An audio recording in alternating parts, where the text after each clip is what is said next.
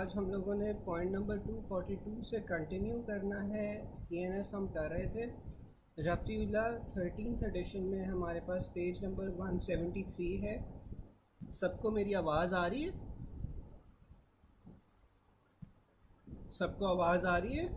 तो हम कंटिन्यू करते हैं। वालेकुम सलाम। चलें, सबसे पहले वो बता रहा है कि हमारे पास अगर bilateral recurrent laryngeal nerve cut हो जाए तो हमारे पास मसल कौन सा स्पेयर होता है? क्रिकोथायरॉयड। ठीक है, क्योंकि क्रिकोथायरॉयड की हमारे पास आगे कौन सी नर्व हमें सप्लाई कर रही होती है? क्रिकोथायरॉयड को हमारे पास सुपीरियर लैरिंजियल नर्व सप्लाई कर रही होती है। ठीक है, तो अगर हम दोनों साइड से रिकरेंट लैरिंजियल नर्व को काट भी दें तो हमारे पास जो क्रिकोथायरॉयड है वो स्पेयर हो जाएगा। For this and nerve supply of larynx muscles remember, तो जो मोटर नर्व होती है larynx is supplied by the 10th cranial nerve vagus nerve via nucleus ambiguus. Laryngeal nerves are branches of the vagus nerve. ठीक है, तो वो ये बता रहा है कि जो लेरिंग्स होता है, लेरिंग्स हमारे पास 10th क्रेनियल नर्व से सप्लाई होता है विया न्यूक्लियस एम्बिगुअस। अब मुझे कोई चैट बॉक्स में बता सकता है? अल्लाह का शुक्र डॉक्टर वैस, काफ़ी बेहतर है आप। अच्छा, मुझे कोई ये बता सकता है कि जो न्यूक्लियस एम्बिगुअस होता है, न्यूक्लियस एम्बिगुअस में से कौन कौन सी नर्व्स गुजर रही होती हैं? कोई मुझे चैट बॉक्स में बता सकता है कि न्यूक्लियस एम्बिगुअस में से हमारे पास कौन कौन सी नर्व्स गुजर रही होती हैं?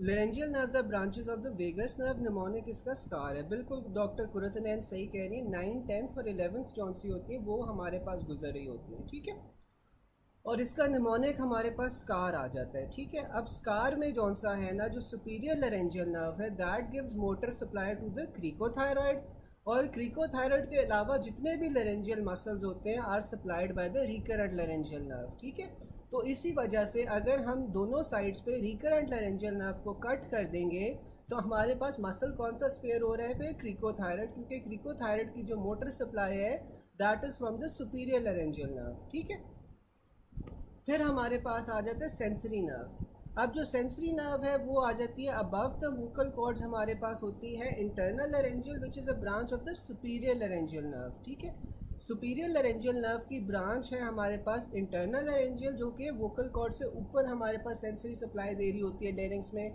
और बिलो द वोकल कॉर्ड्स हमारे पास जो नर्व सप्लाई होती है that is from the recurrent laryngeal nerve. फिर हमारे पास आ जाता है muscles which open the glottis.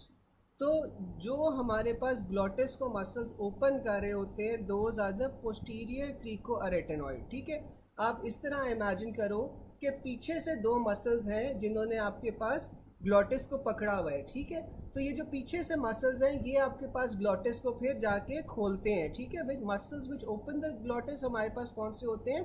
Posterior cricoarytenoid. ठीक है, ये पीछे वाली साइड पे होते हैं पोस्टीरियर क्रिकोअरेटेनॉइड।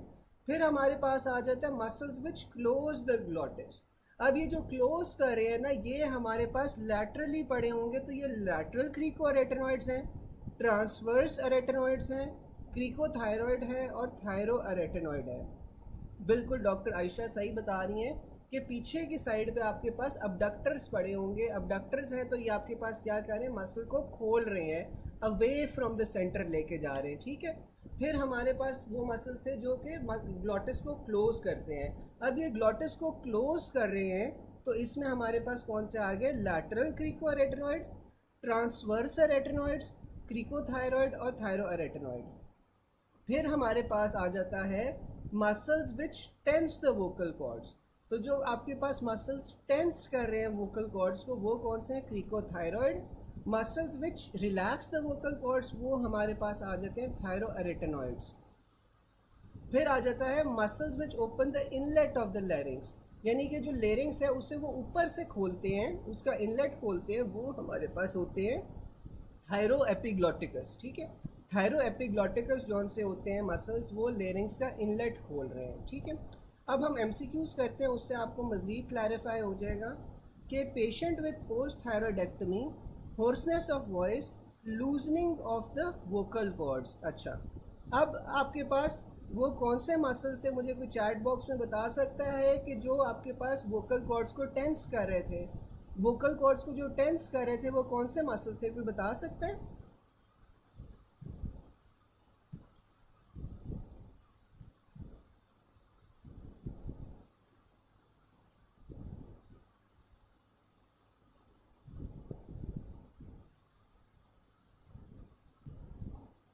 बिल्कुल, वो हमारे पास थे क्रिकोथायरॉइड्स। जब क्रिकोथायरॉइड का डैमेज होगा तो फिर आपके पास क्या होगा, जो वोकल कॉर्ड्स हैं उनकी लूजनिंग हो जाएगी, ठीक है, उनकी लूजनिंग हो जाएगी। फिर आ जाता है patient after post thyroidectomy develops hoarseness of voice, examination revealed tense vocal cords, which of the following is the most likely damage. तो हमारे पास वो कौन से मसल्स थे जो रिलैक्स कर रहे थे वोकल कॉर्ड्स, तो वो हमारे पास थे थायरोएरेटेनॉइड्स। और अगर थायरोएरेटेनॉइड्स का डैमेज हो जाएगा तो फिर आपके पास जो वोकल कॉर्ड्स हैं वो टेंस हो जाएंगे, ठीक है। In some paper, thyroretinoid option was not preferred post cricothyroid then. तो अगर हमारे पास फिर थायरोएरेटेनॉइड्स का ऑप्शन नहीं मौजूद होगा in the loosening of vocal cords, या फिर हमने इसमें पोस्टीरियर क्रिकोरेटेनॉइड चूज करना है। Partial resection of both recurrent laryngeal nerves occur, what happen to the vocal cords. अब पार्शियल रिसेक्शन कर दी है हमने दोनों साइड पे रिकरेंट लैरिंजियल नर्व्स की, तो इसके बाद आपके पास क्या होगा कि जो वोकल कॉर्ड्स हैं वो कम्प्लीटली अडक्टेड पोजीशन में चले जाएंगे या कम्प्लीटली वो बंद हो जाएंगे, ठीक है। तो अगर हमने दोनों साइड्स पे रिकरेंट लैरिंजियल नर्व जौन सी है उसकी पार्शियल रिसेक्शन की है तो आपके पास कम्प्लीटली अडक्टेड पोजीशन में आ जाएंगे। फिर हमारे पास है a patient developed hoarseness of voice on indirect laryngoscopy, sluggish movement of left vocal cord was noticed. Injury आपके पास किस नर्व की हुई है, हमारे पास लेफ्ट रिकरेंट लेरेंजियल नर्व की हुई है, क्योंकि आपके पास जो मूवमेंट्स का मेन नर्व सप्लाई थी वो कौन सी थी, रिकरेंट लेरेंजियल नर्व थी। मैं इसके बाद आंसर करता हूँ, मैं इसके बाद आंसर करता हूँ आप लोगों के क्वेश्चंस। अच्छा, फिर हमारे पास आ जाता है कि nerve immediately lateral to the trachea, तो वो नर्व जो कि ट्रेकिया के इमीडिएटली लैटरल होती है that is the recurrent laryngeal nerve, ठीक है। ट्रेकिया से इमीडिएटली लैटरल हमारे पास रिकरेंट लैरिंजियल नर्व होती है। ऊपर वाला पॉइंट मेरे ख्याल से मिस हो गया। Note injury to the recurrent laryngeal nerve can result in weakened voice या होर्सनेस ऑफ वॉइस या एफोनिया। अच्छा,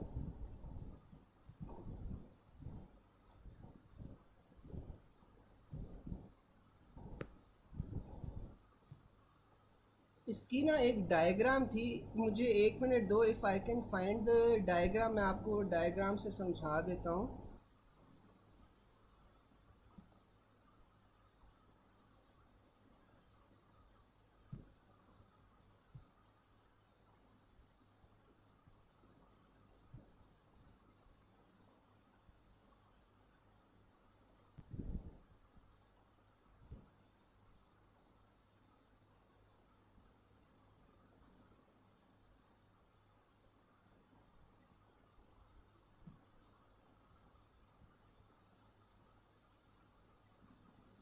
अच्छा जी, अब ये देखिए कि आपके पास किस किस तरह के पॉइंट्स आते हैं।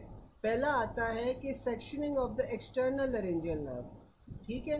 तो अगर आपके पास एक्सटर्नल लैरिंजियल नर्व डैमेज हो जाए तो फिर आपके पास कौन सा मसल इफेक्ट होगा, आपके पास एक्सटर्नल लैरिंजियल नर्व से की ब्रांच होती है सुपीरियर लैरिंजियल, ठीक है। और एक्सटर्नल लैरिंजियल की अगर आपने सेक्शनिंग कर दी है, काट दी है, तो हमारे पास क्रिकोथायरॉयड इफेक्ट होगा, क्योंकि superior laryngeal is a branch of the external laryngeal nerve, ठीक है। फिर हमारे पास आ जाती है मसल पैरालिसिस, ये loosening of vocal chords plus hoarseness, या फिर singer produces high pitch because of this muscle, ठीक है। तो आपके पास जो क्रिकोथायरॉयड होता है, क्रिकोथायरॉयड की वजह से आपके पास, इसकी पैरालिसिस की वजह से आपके पास जो वोकल कॉर्ड्स है उसकी लूजनिंग होती है, और सिंगर में अगर आपके पास हाई पिच प्रोड्यूस हो रही है तो वो आपके पास क्रिकोथायरॉयड से प्रोड्यूस हो रही है। फिर आ जाता है अगर हमने बायलैटरल सेक्शनिंग कर दी है of the recurrent laryngeal nerve, bilateral complete sectioning अगर हमने कर दी है ना, तो फिर आपके पास जौन सा है वो इंटरमीडिएट या कैडेवरिक पोजीशन जौन सी है ना वो आ जाती है, या मिड लाइन पोजीशन आ जाती है ऑफ द वोकल कॉर्ड्स। ठीक है, अगर हमने कंप्लीट रिसेक्शनिंग कर दी है या कंप्लीटली हमने रिकरेंट लैरेंजियल नर्व्स काट दिए हैं, तो आपके पास इंटरमीडिएट पोजीशन या कैडेवरिक पोजीशन या मिड लाइन पोजीशन, ये सारी एक ही चीज़ें हैं। तो इस पोजीशन के ऊपर आपके पास वोकल कॉर्ड्स हो जाते हैं। अगर हमने पार्शियल सेक्शनिंग की है रिकरेंट लैरेंजियल मसल्स की, तो तब हमारे पास कंप्लीट अडक्शन हो जाएगी। ठीक है, और ये जो कंप्लीट अडक्शन होती है इसे मीडियन या मिड लाइन पोजीशन भी कहते हैं। ठीक है, ये वाली बातें सबको समझ आ गई हैं या दोबारा से किसी और तरह से रिपीट कर दूं? ये वाली चीज़ समझ आई है?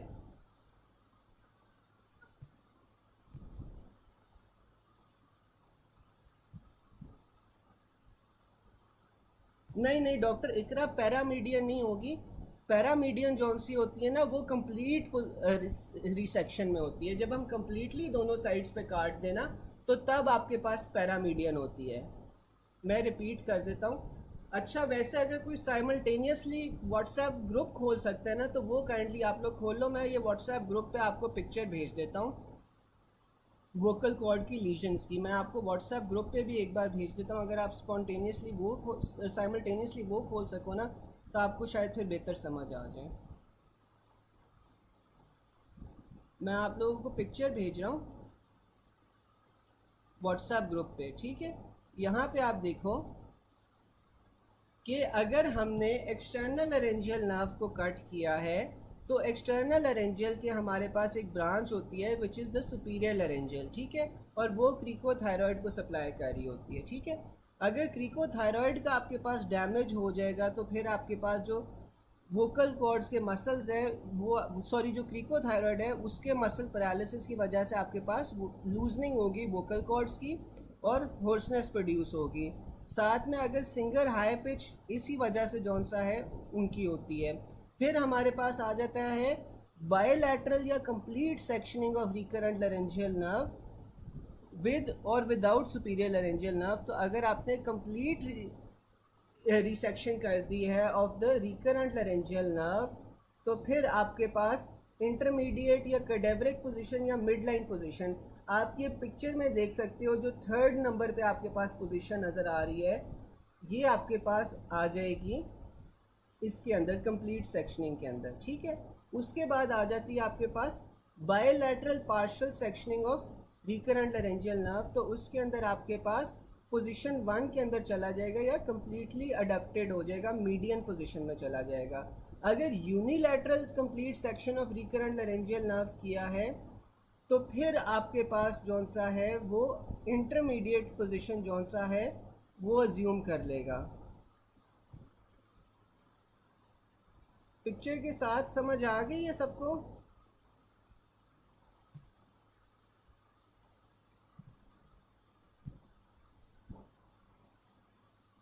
गाइस तस्वीर मैंने भेजी है वो एक बार देखो और आप मुझे बताओ कि समझ आई है।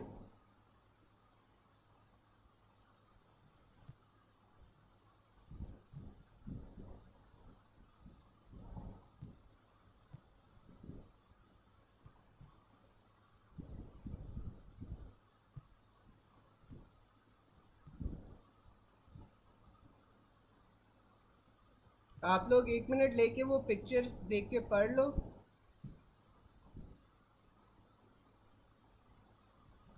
इंजरीज की है डॉक्टर मोहम्मद, वो इंजरीज की पिक्चर है। आप एक बार देखो आपको शायद फिर समझ आ जाए।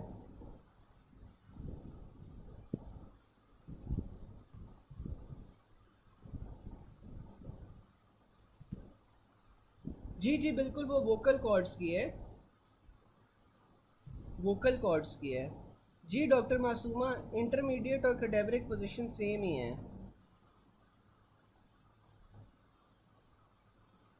इंटरमीडिएट और कैडेवरिक पोजीशन जौन सी है ना वो सेम है।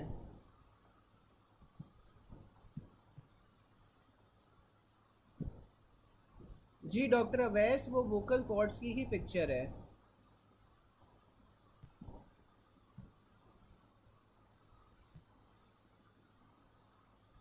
किसी को उसमें कोई कंफ्यूजन हो या किसी को उस पिक्चर में कोई क्वेश्चन हो तो आप लोग पूछ सकते हो। चलिए डॉक्टर अलवीना मैं उसमें भी भेज देता हूँ, just give me a second.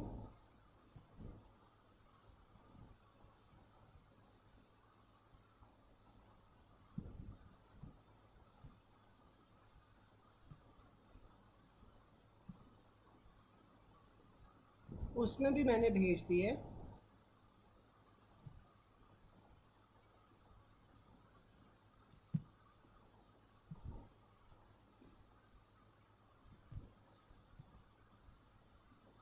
मैं फिर से रिपीट कर देता हूँ कि आप देखो कि अगर आपने बायलैटरली जौन सा है वो रिकरेंट लैरेंजियल नर्व को काटा है और कंप्लीट रिसेक्शन कर दिया, कंप्लीटली आपने दोनों साइड्स के ऊपर रिकरेंट लैरेंजियल नर्व को काट दिया है विद और without the superior laryngeal nerve, तो आपके पास जो वोकल कॉर्ड्स हैं वो आपके पास इंटरमीडिएट या कैडेवरिक पोजीशन के ऊपर चले जाते हैं। ठीक है, that is the mid line position between the adduction and abduction. ठीक है, अबडक्शन और अडक्शन के दरमियान की जो पोजीशन होती है उसे आप इंटरमीडिएट पोजीशन भी कह सकते हो, उससे आप कैडेवरिक पोजीशन भी कह सकते हो। तो अगर आपने कंप्लीटली या कंप्लीट सेक्शन कर दिया है दोनों साइड्स के ऊपर ये रिकरेंट लैरेंजियल नर्व का, तो आपके पास इंटरमीडिएट पोजीशन में चले जाएंगे vocal cords, that is the position which is between abduction and adduction. ठीक है, दूसरा हमारे पास था कि हमारे पास बायलैटरल पार्शियल सेक्शनिंग अगर की है रिकरेंट लैरेंजियल नर्व की, तो हमारे पास मीडियन पोजीशन हो जाएगी। ठीक है, या मिड लाइन पोजीशन हो जाएगी, या कंप्लीटली अडक्टेड हो जाएंगे वोकल कॉर्ड्स। ठीक है, जो पोजीशन 1 के ऊपर आपको पिक्चर में नज़र आ रहा है वो वाली स्टेट हो जाएगी। अगर आपने यूनिलैटरल कंप्लीट सेक्शन कर दिया है वो रिकरेंट लैरेंजियल नर्व का, तो जो वोकल कॉर्ड्स हैं ऑन द अफेक्टेड साइड वो भी आपके पास फिर इंटरमीडिएट पोजीशन पे हो जाएगा। और अगर आपने यूनिलैटरल पार्शियल सेक्शनिंग कर दी है तो फिर आपके पास वो मीडियन पोजीशन में चला जाएगा। ठीक है, तो इसमें आपके पास बायलैटरल की भी दोनों टाइप्स हैं, कंप्लीट और पार्शियल, और यूनिलैटरल की भी दोनों टाइप्स हैं, कंप्लीट और पार्शियल। ठीक है, अब समझ आइए।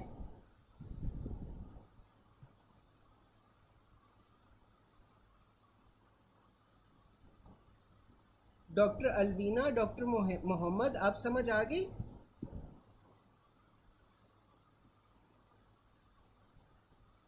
समझ आ गई है तो फिर हम आगे चलें, लेकिन अगर कोई क्वेश्चन है तो आप लोग पूछ लें, क्योंकि ये ना अमूमन कंफ्यूज हो जाते हैं स्टूडेंट्स। जैसे अभी भी चीज़ें नहीं समझ आ रही थी, तो इस तरह है इसका। ठीक है, फिर हमारे पास डॉक्टर अलवीना, आपको भी समझ आ गया?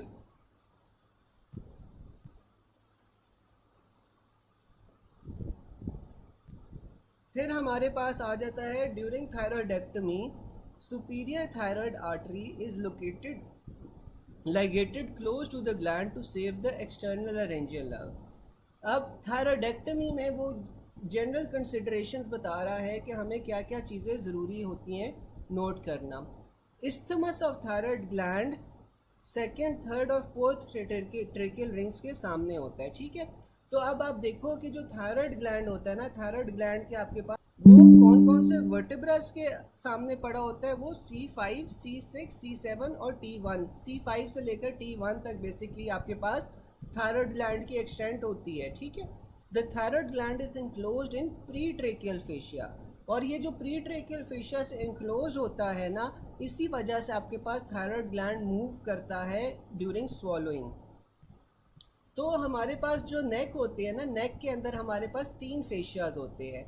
एक हमारे पास होता है प्री ट्रेकियल फेशिया, एक होती है डीप इन्वेस्टिंग लेयर, और तीसरा होता है प्री वर्टिब्रल फेशिया। ठीक है, जो प्री ट्रेकियल फेशिया होता है ना वो सबसे आगे की तरफ नेक में पड़ा होता है, और इसने थायराइड ग्लैंड को इंक्लोज किया होता है, और इसी वजह से आपके पास जो थायराइड ग्लैंड है वो स्वॉलोइंग के ऊपर फिर मूव करता है। ठीक है, तो थायराइड का इस्तेमास होता है वो आपके पास second third fourth tracheal rings के सामने पड़ा होता है, और ये आपके पास जो थायराइड ग्लैंड है वो against the C vertebra C5 से लेकर T1 के ऑपोजिट पड़ा होता है, और साथ में ये प्री ट्रेकियल फेशिया से इनक्लोज हुआ होता है, इसीलिए स्वॉलोइंग के ऊपर ये मूव करता है। ठीक है, फिर आपने अगर थायरॉयडेक्टमी करनी है, thyroid surgery upper lobe damages the external laryngeal nerve. तो जो अपर लोब पे आपके पास थायराइड पे नर्व होती है that is the external laryngeal nerve. और एक्सटर्नल लेरेंजियल नर्व की आप में से मुझे कोई बता सकता है कि वो कौन सी ब्रांच होती है जो कि आपके पास क्रिकोथायराइड को सप्लाई कर रही होती है? मुझे कोई बता सकता है कि एक्सटर्नल लेरेंजियल की कौन सी ब्रांच होगी जो आपके पास क्रिकोथायराइड को सप्लाई करती है?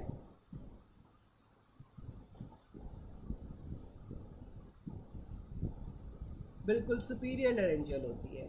डॉक्टर आयशा, मैं फिर से आपको बता देता हूँ कि हमारे पास जो फेशियाज हैं, फेशियाज नेक के हमारे पास तीन होते हैं।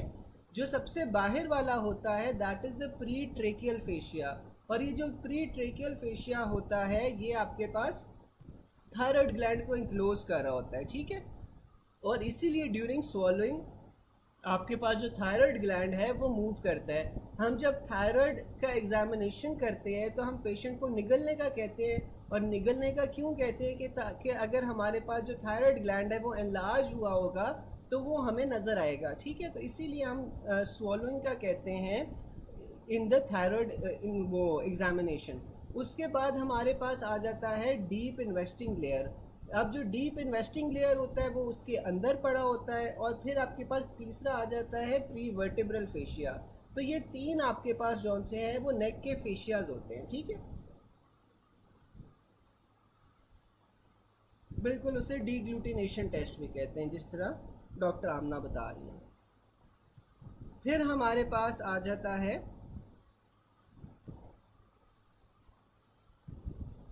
Thyroid gland surgery lower lobe damage.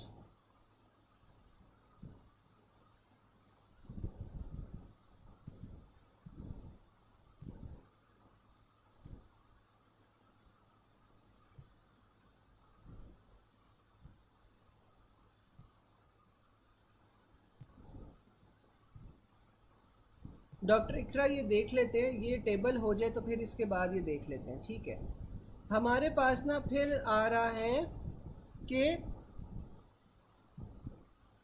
Thyroid surgery में लोअर लोब अगर डैमेज हुआ है, लोअर लोब के डैमेज से आपके पास क्या होगा, रिकरेंट लेरेंजियल नर्व जौन सी है वो इफेक्ट होगी। ठीक है, ऊपर हमारे पास कौन सी है, एक्सटर्नल लेरेंजियल है, नीचे हमारे पास रिकरेंट लेरेंजियल है। मोस्ट कॉमन नर्व इंजर्ड आपके पास कौन सी होती है, वो एक्सटर्नल लेरेंजियल होती है। थायराइडेक्टमी में जो सबसे कॉमनली नर्व इंजर होती है वो आपके पास एक्सटर्नल लेरेंजियल होती है। फिर हमारे पास आ जाता है nerve and artery relations. Superior thyroid artery is related to external laryngeal nerve which supplies the posterior cricothyroid muscle of larynx injured during thyroidectomy.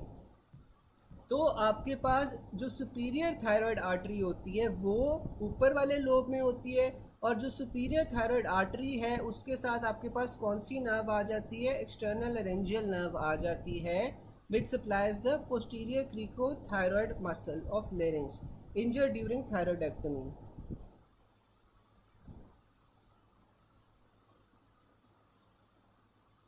एक सेकंड पे मुझे दें, ये चीज़ हम जौन सा है कंफर्म कर लेते हैं।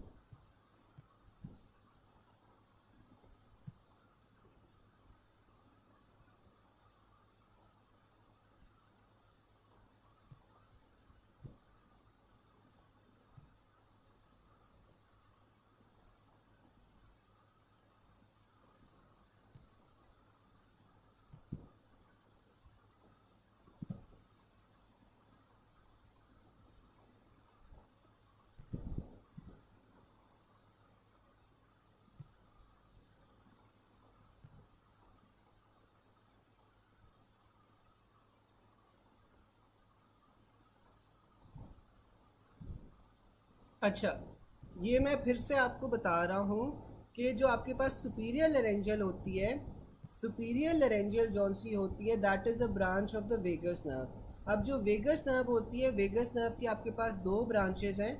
दोनों ब्रांचेस कौन कौन सी हैं? एक सुपीरियर लेरेंजियल है, दूसरी आपके पास जौन सी है वो रिकरेंट लेरेंजियल है। ठीक है, अब जो आपके पास सुपीरियर लेरेंजियल है वो आपके पास दो ब्रांचेस में डिवाइड होती है, इंटरनल लेरेंजियल और एक्सटर्नल लेरेंजियल में।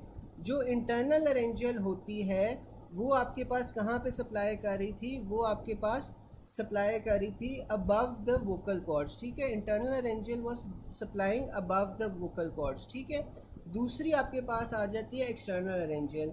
जो एक्सटर्नल लेरेंजियल होती है वो आपके पास क्रिकोथायरॉयड मसल्स को सप्लाई कर रही होती है। ठीक है, तो जो एक्सटर्नल लेरेंजियल होती है वो क्रिकोथायरॉयड मसल्स को सप्लाई कर रही है। और फिर यहाँ पे हमारे पास आ रहा है कि जो सबसे कॉमन नर्व भी इंजर होती है वो एक्सटर्नल लेरेंजियल होती है। और जो एक्सटर्नल लेरेंजियल नर्व है विच इज़ सप्लाइंग द आपके पास क्रिकोथायरॉयड मसल्स, वो आपके पास सुपीरियर थायरॉयड आर्टरी के साथ रिलेटेड होती है। ठीक है, आप समझ आ गई?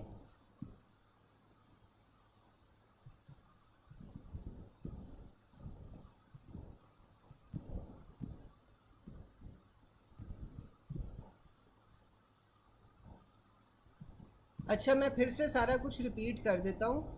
मैं फिर से सारा कुछ रिपीट कर देता हूँ, अब दोबारा से आप लोग सुन लो। अब मैं फिर से रिपीट कर रहा हूँ कि आपके पास जो वेगस नर्व होती है, वेगस नर्व की हमारे पास दो ब्रांचेस हैं।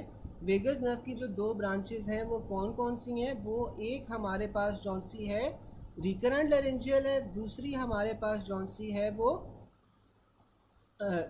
दूसरी जौन सी थी हमारे पास सुपीरियर लेरेंजियल है। ठीक है, अब सुपीरियर लेरेंजियल की हमारे पास फिर फर्दर दो ब्रांचेस हैं। One is external laryngeal, the other is internal laryngeal. जो इंटरनल लेरेंजियल है उसने आपके पास सप्लाई करना है, सेंसरी सप्लाई करना है अबव द वोकल कॉर्ड्स। और जो एक्सटर्नल लेरेंजियल है, एक्सटर्नल लेरेंजियल हमारे पास क्रिकोथायरॉयड को सप्लाई करती है। और क्रिकोथायरॉयड को सप्लाई करने के साथ साथ वो हमारे पास थायरॉयडेक्टमी में सबसे कॉमनली डैमेज होगी। और उसके अलावा ये आपके पास जो सुपीरियर थायरॉयड आर्टरी होती है उसके साथ ये रिलेटेड होती है। अब समझ आ गई सबको? अच्छा, अब मुझे कोई ये बता सकता है कि जो एक्सटर्नल लेरेंजियल है, एक्सटर्नल लेरेंजियल किसकी ब्रांच है? आप लोग मुझे चैट बॉक्स में बता सकते हो कि एक्सटर्नल लेरेंजियल किसकी ब्रांच होगी?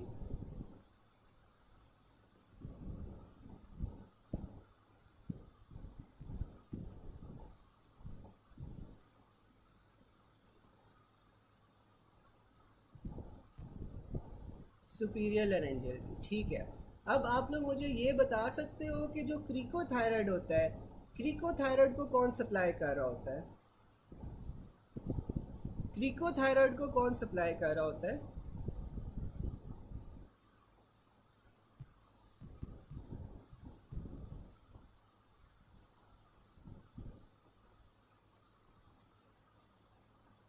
क्रिकोथायरॉयड को कौन सप्लाई कर रहा होगा?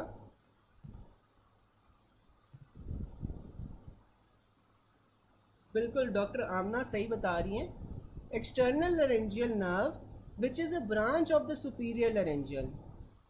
ठीक है, तो जो उसकी डायरेक्ट सप्लाई होती है, direct supply is external laryngeal. ठीक है, और external laryngeal is a branch of the superior laryngeal. ठीक है, और जो थायराइड का अपर लोब होता है, अपर लोब पे आपके पास कौन सी नर्व होगी? थायराइड के अपर लोब पे आपके पास कौन सी नर्व होगी?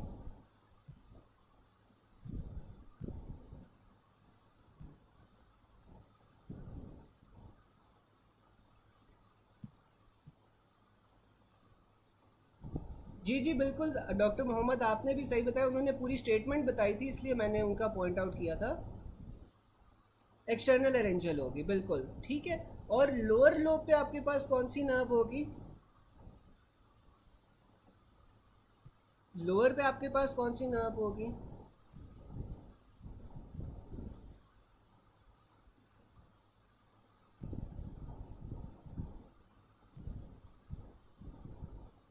लोअर लोब पे हमारे पास रिकरेंट लेरेंजियल होगी, ठीक है ना।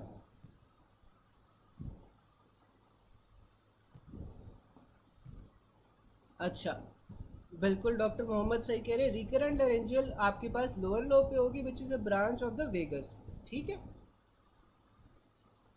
अच्छा, फिर हमारे पास आ जाता है कि अब थायराइड के सुपीरियर लोब पे हमने ये तो देख लिया कि एक्सटर्नल लेरेंजियल नर्व होगी, लेकिन एक्सटर्नल लेरेंजियल नर्व के साथ साथ आपके पास अपर लोब के ऊपर आर्टरी कौन सी होगी फिर?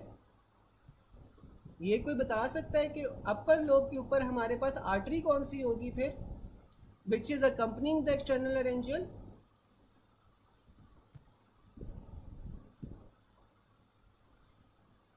आर्टरी कौन सी होगी अपर लोब पे विच is accompanying the external laryngeal? Superior thyroid, ठीक है। और इसी तरह लोअर लोब के ऊपर आपके पास फिर इंफीरियर थायराइड आर्टरी आ जाती है which is related to the recurrent laryngeal, ठीक है। तो ऊपर वाले लोब के ऊपर आपके पास एक्सटर्नल लेरेंजियल आ गई which is accompanied by the superior thyroid artery, और नीचे वाले लोब के ऊपर आपके पास इंफीरियर थायराइड आर्टरी आ जाती है which is accompanying the recurrent laryngeal nerve. तो अब हम ये पढ़ लेते हैं कि superior thyroid artery is related to external laryngeal nerve which supplies the posterior cricothyroid muscle of the larynx injured during thyroidectomy. तो जब हम थायराइडेक्टमी करते हैं ना, तो हमारे पास जो अपर लोब है या अपर वाला पोल है वो ज़्यादा इंजर्ड होता है, और उसके इंजरी से आपके पास क्या होता है, एक्सटर्नल लेरेंजियल नर्व जौन सी है वो डैमेज होगी, और साथ में सुपीरियर थायराइड आर्टरी भी डैमेज हो सकती है। फिर जब आप ट्रेकियोस्टमी करते हो, ट्रेकियोस्टमी करने की वजह से आपके पास वो लोअर लोब को इफेक्ट करेगी, और लोअर लोब पे हमारे पास क्या थी, इंफीरियर थायराइड आर्टरी थी, और साथ में रिकरेंट लेरेंजियल नर्व थी, ठीक है। और जो रिकरेंट लेरेंजियल नर्व होती है it runs between the trachea and the oesophagus and is most commonly damaged या इंजर्ड इन ट्रेकियोस्टमी, ठीक है। Internal laryngeal nerve passes through the thyroid and hyoid. अब ये जो इंटरनल लेरेंजियल है, इंटरनल लेरेंजियल आपके पास किसकी ब्रांच थी, कोई मुझे बता सकता है चैट बॉक्स में कि इंटरनल लेरेंजियल किसकी ब्रांच थी?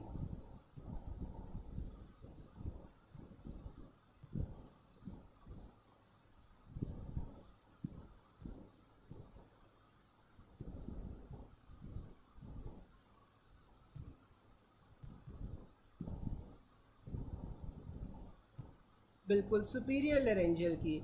और ये जो आपके पास इंटरनल लेरेंजियल है ये थायराइड और हायोइड बोन के दरमियान में रन कर रही होती है, जिस तरह डॉक्टर मोहम्मद बता रहे थे। और जो आपके पास रिकरेंट लेरेंजियल होती है वो आपके पास ट्रेकिया और इसोफेगस के दरमियान में रन कर रही होती है। फिर हमारे पास एम्ब्रियोलॉजी आ जाती है कि जो थायराइड ग्लैंड है वो कहाँ से डिराइव हुआ होता है, वो आपके पास एंडोडर्म से डिराइव होता है, ठीक है। Thymus and inferior parathyroid develop from the third branchial pouch, जबकि आपके पास जो सुपीरियर थायराइड है that is derive from the fourth branchial pouch. अब यहाँ पे ना थोड़ी सी कंफ्यूजन आ जाती है, ये आपने याद रखना है कि जो इंफीरियर पैराथायराइड है ना वो ऊपर वाले ब्रेंकियल पाउच या थर्ड ब्रेंकियल पाउच से होता है, ठीक है। जबकि आपके पास जो सुपीरियर पैराथायराइड है सुपीरियर वाला फोर्थ से होता है, ठीक है।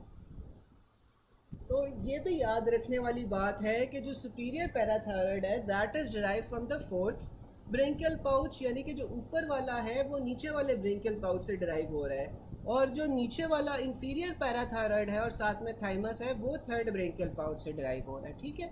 फिर हमारे पास ड्रेनेज आ जाती है कि थायराइड ग्लैंड की लिम्फ ड्रेनेज कहाँ पे होती है, डीप सर्वाइकल लिम्फ नोड से, ठीक है। थायराइड ग्लैंड जौन सा है वो डीप सर्वाइकल लिम्फ नोड से उसकी लिम्फ ड्रेनेज होती है। Inferior thyroid vein drains into the brachiocephalic vein, superior and middle thyroid vein drain into the internal jugular vein. अब जो थायराइड की लिम्फ ड्रेनेज थी वो कहाँ पे थी, डीप सर्वाइकल लिम्फ नोड्स में, ठीक है।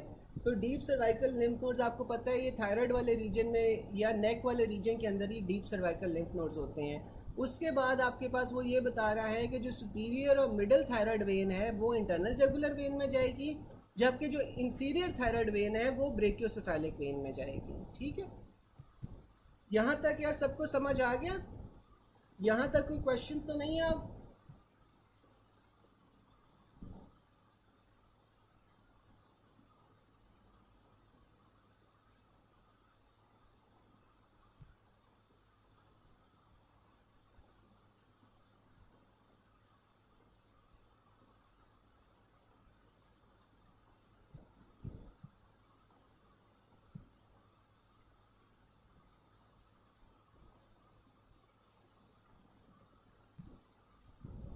डॉक्टर अवैस इस तरह है कि जो लेफ़्ट वाली होगी वो लेफ़्ट में जाएगी,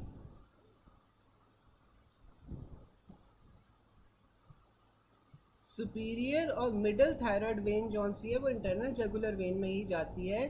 जो लेफ़्ट साइड वाली होगी वो लेफ़्ट साइड पे जाएगी, जो राइट साइड वाली होगी वो राइट साइड पे जाएगी, ठीक है। तो जो सुपीरियर और मिडल थायराइड वेन्स हैं, लेफ़्ट वाली लेफ़्ट इंटरनल जगुलर में जाएंगी और जो राइट वाली हैं वो राइट इंटरनल जगुलर में जाएंगी, ठीक है।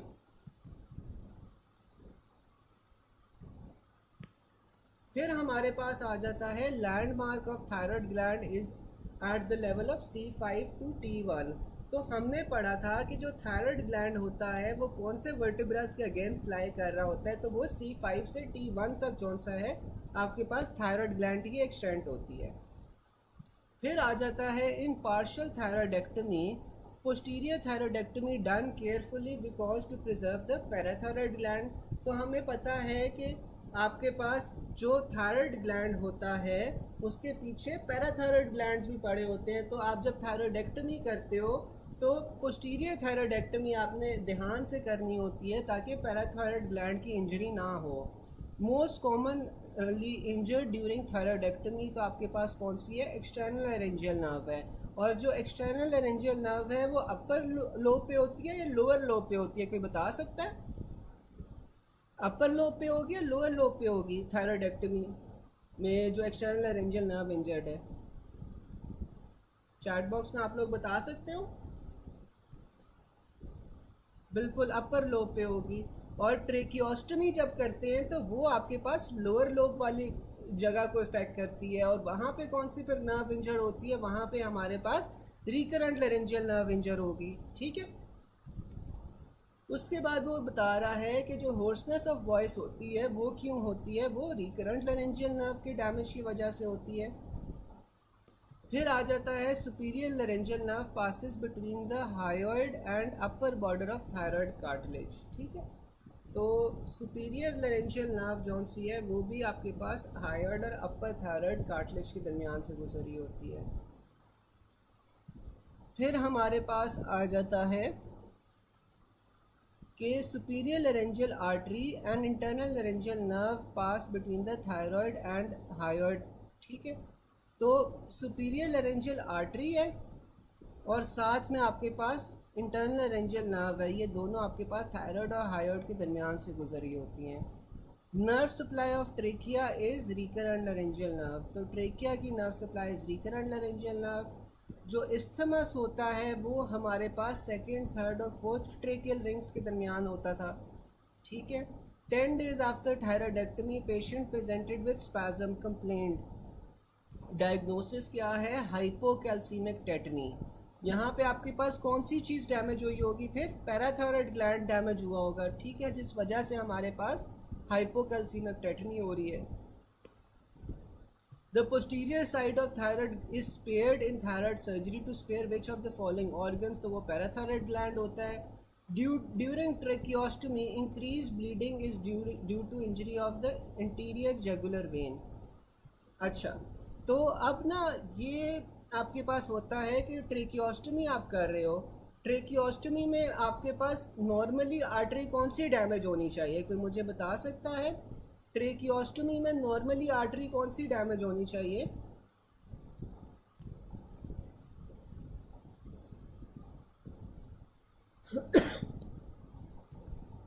कोई मुझे बता सकता है?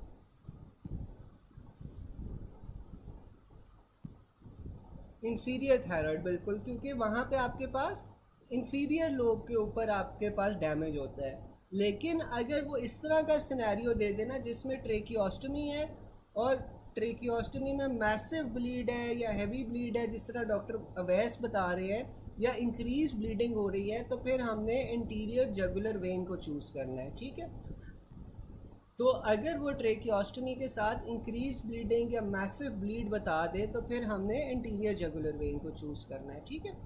फिर आ जाता है structure which is medial to the thyroid gland, तो वो हमारे पास रिकरेंट लेरेंजियल नर्व होती है। और फिर आ जाता है surgeon operated lady for enlarge thyroid ligated the superior and inferior thyroid arteries as close to the pole as possible. After 2 weeks she presents with persistent hoarseness. तो आपके पास recurrent laryngeal nerve damage होगी. Recurrent laryngeal nerve arises from which pharyngeal arch? तो हमारे पास वो 6 pharyngeal arch होती है, जबकि जो superior laryngeal nerve होती है that is a derivative of 4th pharyngeal arch. ठीक है, तो 6 से आपके पास रिकरेंट लैरेंजियल नर्व होती है और 4th से आपके पास recurrent superior laryngeal nerve derive हो रही होती है. ठीक है, यहाँ तक सबको समझ आ गई? यहाँ तक कोई क्वेश्चन तो नहीं है?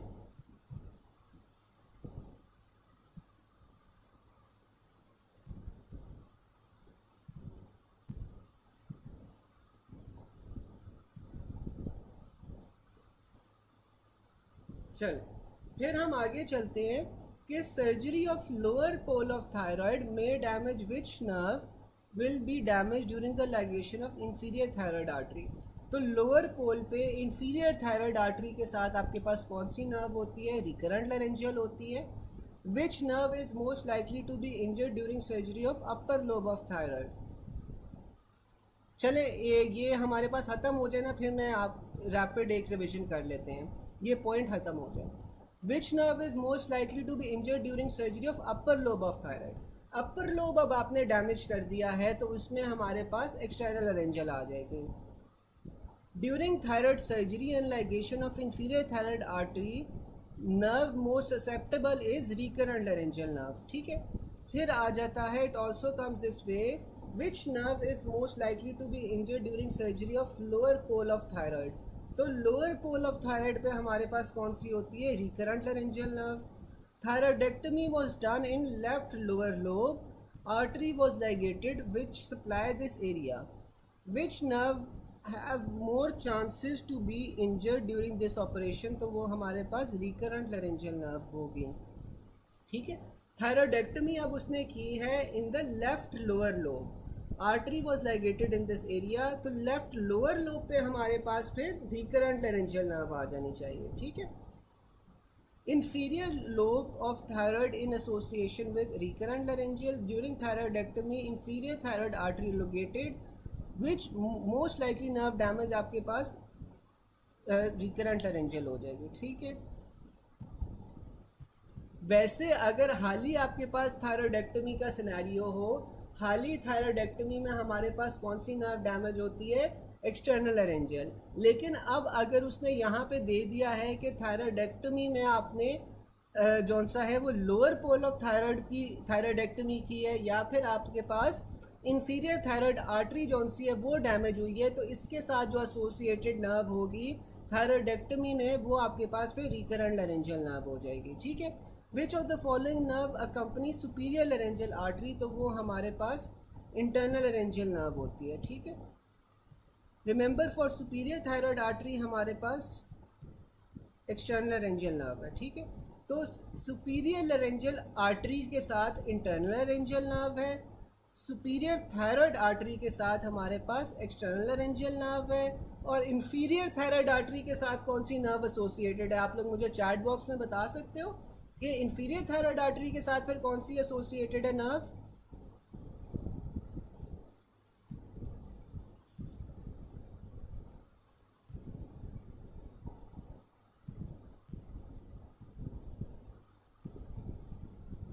बिल्कुल, उसके साथ फिर हमारे पास रिकरेंट लैरेंजियल नर्व होगी. ठीक है, फिर आ जाता है thyroid is invested in pretracheal fascia. Thyroid moves with deglutination as are enclosed in pretracheal fascia. ठीक है, infection in deep investing layer and pretracheal fascia will spread to the interior mediastinum. ठीक है, अगर आपके पास इन्फेक्शन हो गया है deep investing layer और प्रीट्रेकियल फेशिया के दरमियान में, तो आपके पास ये जो इन्फेक्शन है ये इंटीरियर मीडियस्टाइनम में स्प्रेड कर जाएगा.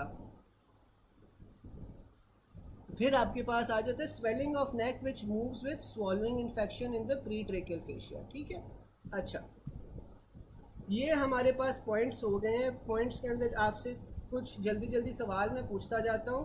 सबसे पहले मुझे यार ये कोई बता सकता है कि जो सुपीरियर लैरेंजियल आर्टरी होती है, सुपीरियर लैरेंजियल आर्टरी के साथ कौन सी नर्व एसोसिएटेड होती है? आप लोगों में से मुझे कोई बता सकता है?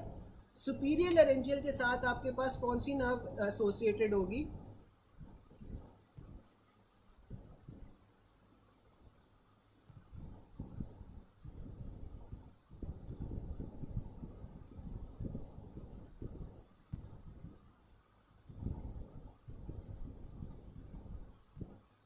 बिल्कुल, इंटरनल लैरेंजियल नर्व। ठीक है, अब इंटरनल लैरेंजियल नर्व कौन से दो स्ट्रक्चर्स के दरमियान में से गुजर रही होती है, ये मुझे कोई चैट बॉक्स में बता सकता है?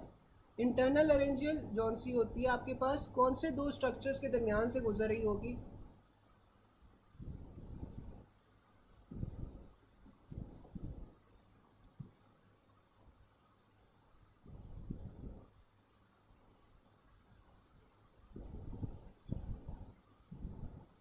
हाइयोइड और थायराइड, बिल्कुल सही है। फिर हमारे पास बाकी क्यों नहीं बता रहे, हाली डॉक्टर कुरतनैन क्यों बता रही हैं? बिल्कुल सही है, थायराइड और हाइयोइड। अच्छा, फिर उसके बाद मुझे कोई ये बता सकता है कि जो रिकरेंट लैरेंजियल नर्व होती है वो कौन से फेरेंजियल आर्च से डिराइव हो रही होती है? रिकरेंट लैरेंजियल नर्व कौन से फेरेंजियल आर्च से डिराइव हो रही होती है?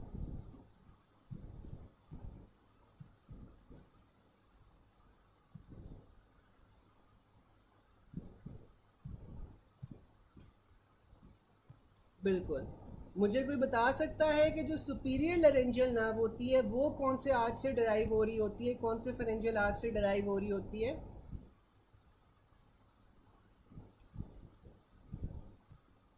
सुपीरियर लैरेंजियल नर्व कौन से फेरेंजियल आर्च से डिराइव हो रही होती है? फोर से, बिल्कुल। अच्छा, अब मुझे ये कोई बता सकता है कि जो आपके पास क्या नाम है,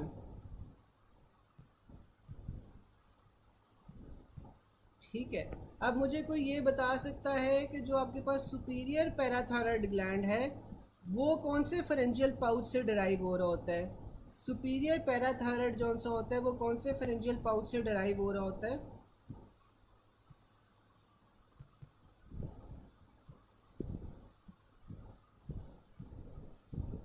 बिल्कुल, फोर्थ से। और जो इंफीरियर पैराथायरॉइड होता है, इंफीरियर पैराथायरॉइड होता है वो कौन से पाउच से डिराइव हो रहा होता है?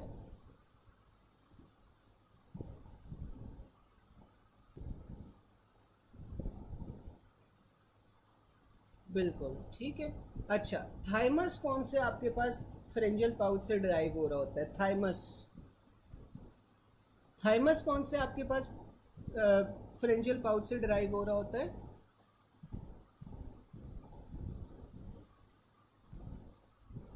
बिल्कुल, वो भी थर्ड से हो रहा होता है। ठीक है, चलो अब आगे चलते हैं। पॉइंट नंबर 244 पे जो थायराइड की लिम्फ ड्रेनेज है वो हमने पढ़ा था कि थायराइड की जो लिम्फ ड्रेनेज होती है that is from the deep cervical lymph nodes. ठीक है, जबकि आपके पास जो इंफीरियर थायराइड वेन्स होती हैं वो आपके पास कहाँ से आ जाती हैं, वो आपके पास ड्रेन करती हैं इनटू द ब्रेकियोसेफेलिक, और जो सुपीरियर और मिडल थायराइड थी वो आपके पास इंटरनल जगुलर से आपके पास डिराइव कर रही होती है। ठीक है, चलें अब हम आगे चल रहे हैं पॉइंट नंबर 245 पे। पॉइंट नंबर 245 पे वो ये कहता है कि नी रिफ्लेक्स रूट वैल्यू।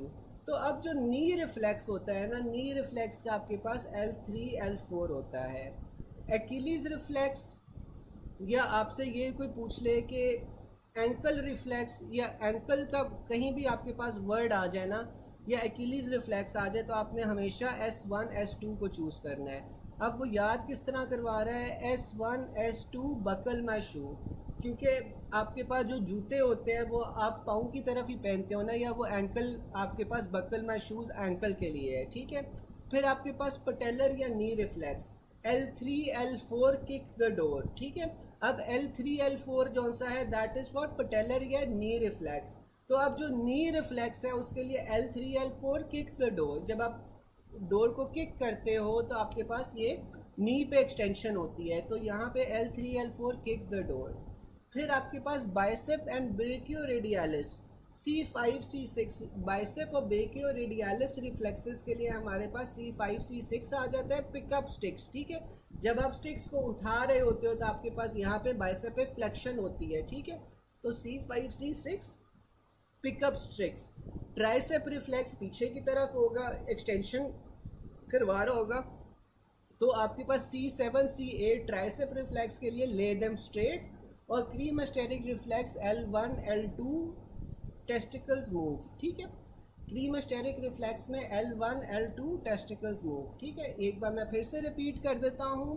एक्िलीज रिफ्लेक्स या आपके पास एंकल रिफ्लेक्स के लिए S1 S2 बकल मैश शू, पटेलर या नी रिफ्लेक्स के लिए L3 L4 kick the door, biceps या ब्रेकियोरेडियलिस के लिए C5 C6 pickup sticks, C7 C8 tricep reflex के लिए ले देम स्ट्रेट, और क्रीमस्टेरिक रिफ्लेक्स के लिए L1 L2 टेस्टिकल्स मूव, ठीक है। फिर हमारे पास आ जाता है also remember this disc level herniation not root value, L4 L5 weakness of dorsiflexion difficulty in heel walking, ठीक है। तो जब आपके पास L4 L5 के ऊपर डिस्क की हर्निएशन होगी, या L4 L5 के दरमियान जो इंटरवर्टिब्रल डिस्क है वो बाहर की तरफ हर्निएट कर जाएगी, तो आपके पास एक तो डोर्सीफ्लेक्शन में मसला होगा। डोर्सीफ्लेक्शन क्या होती है? आप जब पाँव ऊपर की तरफ उठा रहे होते हो, ठीक है, पाँव ऊपर की तरफ उठाने को आप डोर्सीफ्लेक्शन कहते हो। तो यहाँ पे आपके पास डिफ़िकल्टी डोर्सीफ्लेक्शन होगी, और साथ में आपके पास डिफ़िकल्टी इन हील वॉकिंग होगी, ठीक है। तो आप ये इस तरह याद रख सकते हो कि जब आप देखो हमारे पास दो लेवल्स है ना, एक L4 L5 है, दूसरा आपके पास L5 और S1 है। अब ऊपर कौन सा आता है? ऊपर हमारे पास L4 L5 ऊपर की तरफ आ रहा है, ठीक है। और डोर्सीफ्लेक्शन क्या होता है? वो भी आपके पाँव का ऊपर उठाना होता है, ठीक है। तो जब आपके पास ऊपर वाले लेवल पे यानी कि L4 L5 के ऊपर इंजरी होगी या वहाँ पे डिस्क हर्निएशन होगी, तो आप पाँव ऊपर नहीं उठा सकोगे, आप डोर्सीफ्लेक्स नहीं कर सकोगे। और जब आप डोर्सीफ्लेक्स नहीं कर सकोगे तो फिर आप हील वॉकिंग भी नहीं कर सकोगे, ठीक है, क्योंकि हील पे चलने के लिए आपको डोर्सीफ्लेक्शन करनी होगी। आप डोर्सीफ्लेक्स की वीकनेस हो गई है तो आपके पास हील वॉकिंग भी पॉसिबल नहीं होगी। नीचे वाले लेवल पे हमारे पास क्या आता है? L5 S1। अब जब L5 S1 के ऊपर डिस्क की हर्निएशन हो गई है तो फिर आप क्या होगा, ये नीचे वाला लेवल है तो आप पाँव को नीचे नहीं कर सकोगे या प्लांटर फ्लेक्स नहीं कर सकोगे। और अगर आप प्लांटर फ्लेक्स नहीं कर सकोगे, उसमें वीकनेस होगी, तो फिर आप डिफ़िकल्टी इन टो वॉकिंग होगी, यानी कि आप पाँव की उंगलियों पे नहीं चल सकोगे, ठीक है। प्लस आपके पास यहाँ पे डिक्रीज एक्िलीज रिफ्लेक्स होगा, ठीक है। ये वाली बात सबको समझ आ गई या रिपीट कर दूँ? समझ आ गई है सबको?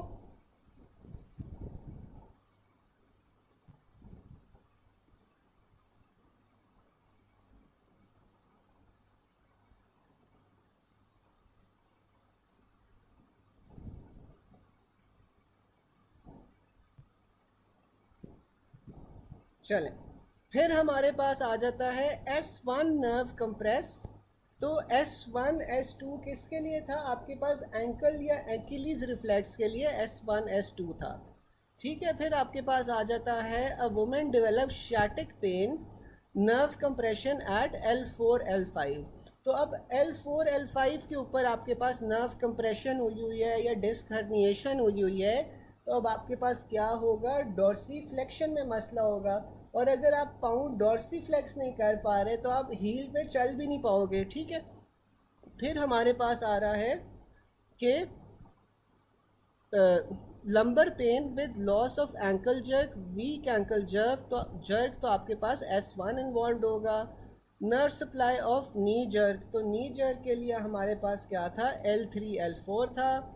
अ person picked heavy weight then develop posterior thigh pain, loss of ankle reflex. अब अगेन एंकल रिफ्लेक्स की यहाँ पे बात आ रही है, तो एंकल रिफ्लेक्स के लिए हमारे पास S1 होगा। And loss of sensation of lateral side of foot, तो ये हमारे पास फिर S1 आ रहा है। A patient had fall, lateral side of foot sensation lost, ankle reflex loss, flexor hallucis nerve loss, तो आपके पास ये S1 आ जाएगा। A young patient with pain in lower lumbar region radiating to back of leg with history of heavy weight lifting, on exam straight leg test was restricted to 30 degrees and there was loss of sensation in the leg and loss of ankle jerk, तो again आपके पास ये S1 ही आ जाएगा। Receptor involve in flexor reflex, तो ये आपके पास नोसियोसेप्टर्स होते हैं। अच्छा, मुझे कोई बता सकता है, अभी तो आपने सीएनएस कुछ हद तक एक आध दिन हो गया है पढ़ते हुए, तो अब कोई मुझे बता सकता है कि जो नोसियोसेप्टर्स होते हैं इनका क्या काम होता है?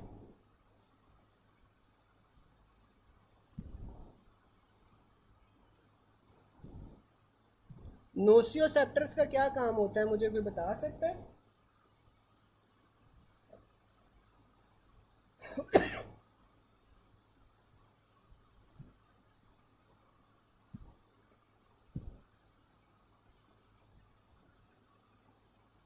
अच्छा, नोसियोसेप्टर जौन से होते हैं ना, पेन से भी अगर मैं कोई बेहतर चीज़ बताऊं, तो ये जो नोसियोसेप्टर्स होते हैं ना, ये लाइफ थ्रेटनिंग स्टिमुलस को लेके जाते हैं, ठीक है। अगर बॉडी को महसूस होता है कि कोई लाइफ थ्रेटनिंग स्टिमुलस है, इसमें पेन के अलावा ना और भी चीज़ें आ जाती हैं। जैसे अगर बहुत कोई हाई टेम्परेचर्स होंगे which can be life threatening, तो वो भी आपके पास नोसियोसेप्टर्स ही जौन से ना वो कैरी कर रहे होते हैं, ठीक है। बिल्कुल।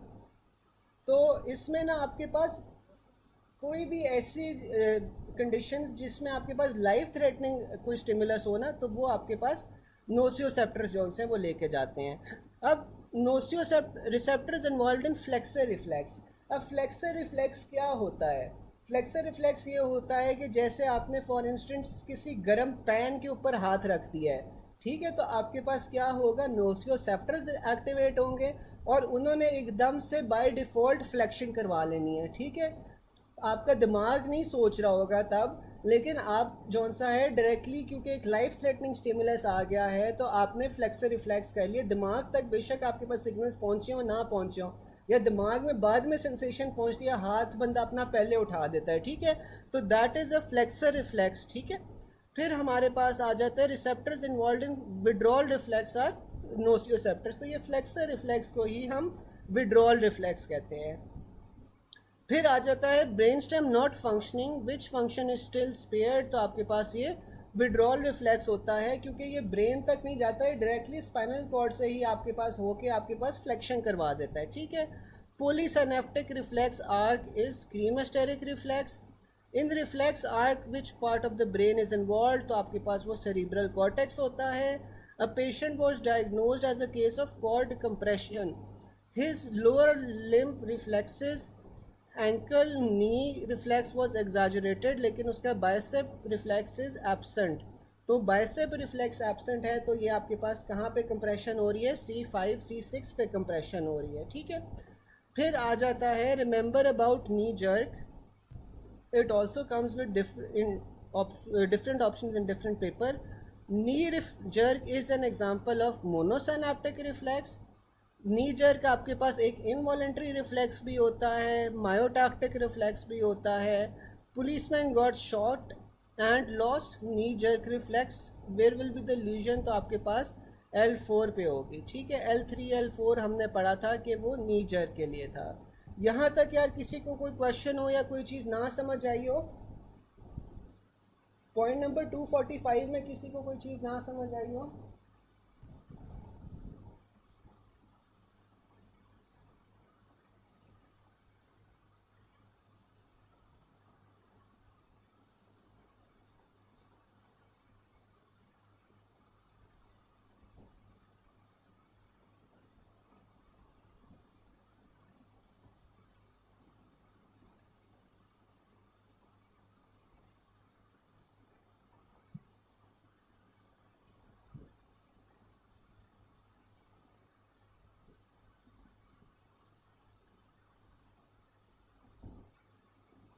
अच्छा, अब ये जो उसने बताया हुआ है ना, reflex art which part of the brain is involve. अब जो ये जो रिफ्लेक्स आर्ट होता है ना, that is a neuronal pathway, जिसके अंदर आपके पास जो इमीडिएट रिस्पॉन्स को जौन सा है ना, क्या नाम है, जो किसी इमीडिएट रिस्पॉन्स को कंट्रोल कर रहा हो ना, वो रिफ्लेक्स आर्क एक न्यूरोनल पाथवे होता है, जो कि आपके पास कोई एक इमीडिएट रिस्पॉन्स को कंट्रोल कर रहा होता है विदाउट कॉन्शियस थॉट, ठीक है। तो आप सोच नहीं रहे, लेकिन आपके पास डायरेक्टली जौन सा है ना, आप एक्ट कर रहे हो, ठीक है। इसमें आपके पास कोई हीट हो गई, कोई पेन हो गई, इसमें क्या होता है कि आपके पास सेंसरी न्यूरॉन्स होते हैं जो कि स्पाइनल कॉर्ड तक इंफॉर्मेशन लेके जाते हैं। वहाँ पे आपके पास इंटर न्यूरॉन्स पड़े होते हैं स्पाइनल कॉर्ड में, जो कि इस इंफॉर्मेशन को इंटीग्रेट करेंगे, और फिर आपके पास मोटर न्यूरॉन्स होते हैं जो इफेक्टर को लेके जाएंगे। तो ये आपके पास एक रिफ्लेक्स आर्क बन जाती है, ठीक है। अब ये जो रिफ्लेक्स आर्क होती है ना, जब स्पाइनल कॉर्ड में आपके पास ये प्रोसेसिंग हो रही होती है, तो कुछ पोर्शन जौन सा है ना वो सेरिब्रल कॉर्टेक्स को भी जाता है, ठीक है। तो सेरिब्रल कॉर्टेक्स में कुछ सेंसरी पोर्शन जाता है ज़रूर, लेकिन आप जौन सा डायरेक्टली जौन सा होता है वो इसमें सेरिब्रल कॉर्टेक्स इन्वॉल्व नहीं होता। आपके पास जिस तरह विदाउट एनी कॉन्शियस थॉट ना आप जौन सा है हाथ को पीछे कर लेते हो, ये आपके पास रिफ्लेक्स आर्क होता है, ठीक है।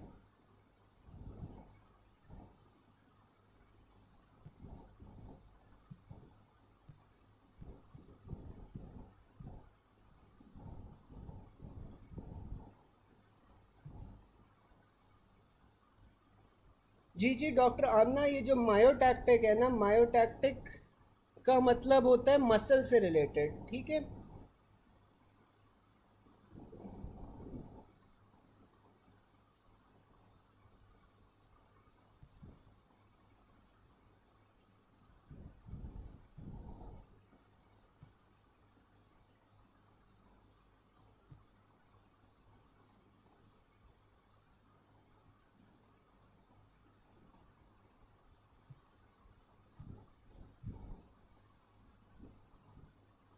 अब ये जो मायोटैक्टिक रिफ्लेक्स है ना, ये आपके पास मसल टोन या मसल पोस्चर या मसल लेंथ के जो कंपोनेंट्स होते हैं ना उसे देख रहा होता है। अब आपको पता है कि जो नी जर्क होता है, एक तो ये इनवॉलेंट्री तो होता ही होता है, लेकिन यहाँ पे आपके पास क्या होता है, आपके पास जो थाई के मसल्स हैं वो कॉन्ट्रैक्ट कर रहे होते हैं, तो इसी वजह से ये मायोटैक्टिक रिफ्लेक्स भी है। मायोटैक्टिक का मसल से रिलेटेड होता है कि जो मसल के स्पिंडल है ना उसकी लेंथ चेंज हो रही है, ठीक है। तो ये आपके पास मसल टोन भी आपके पास इंक्रीज हो जाती है, तो ये मायोटैक्टिक रिफ्लेक्स से उसका यहाँ पे मतलब है, ठीक है।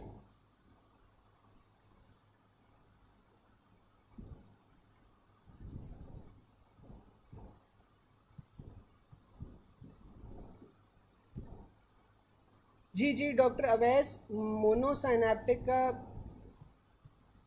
प्रेशर, डॉक्टर मारिया किस चीज़ की आप ये बात कर रहे हो कि प्रेशर डिटेक्ट करते हैं?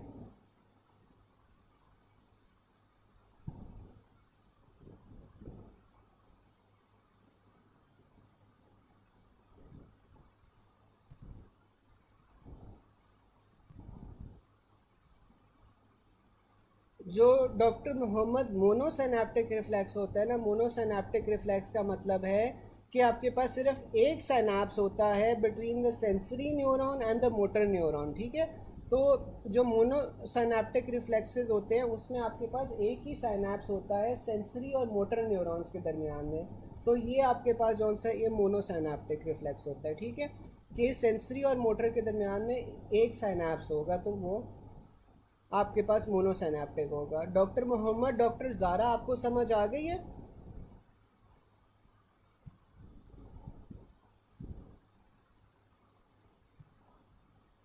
ये सारों की ना जो चार्ट्स हैं वो ऊपर नीचे हो गई हैं, जितना मुझे चार्ट्स का समझ आ रहा है वो उतना बता रहा हूँ। डॉक्टर मोहम्मद, आपको क्लियर हो गया मोनोसिनेप्टिक का क्या मतलब होता है? मोनोसिनेप्टिक होता है कि एक आपके पास सेंसरी न्यूरॉन आएगा और वो आपके पास एक ही सिनेप्स बनाएगा विद मोटर न्यूरॉन, ठीक है। तो ये मोनोसिनेप्टिक हो गया। और डॉक्टर ज़ारा, आपको वो सेरिब्रल कॉर्टेक्स वाला समझ आ गया था?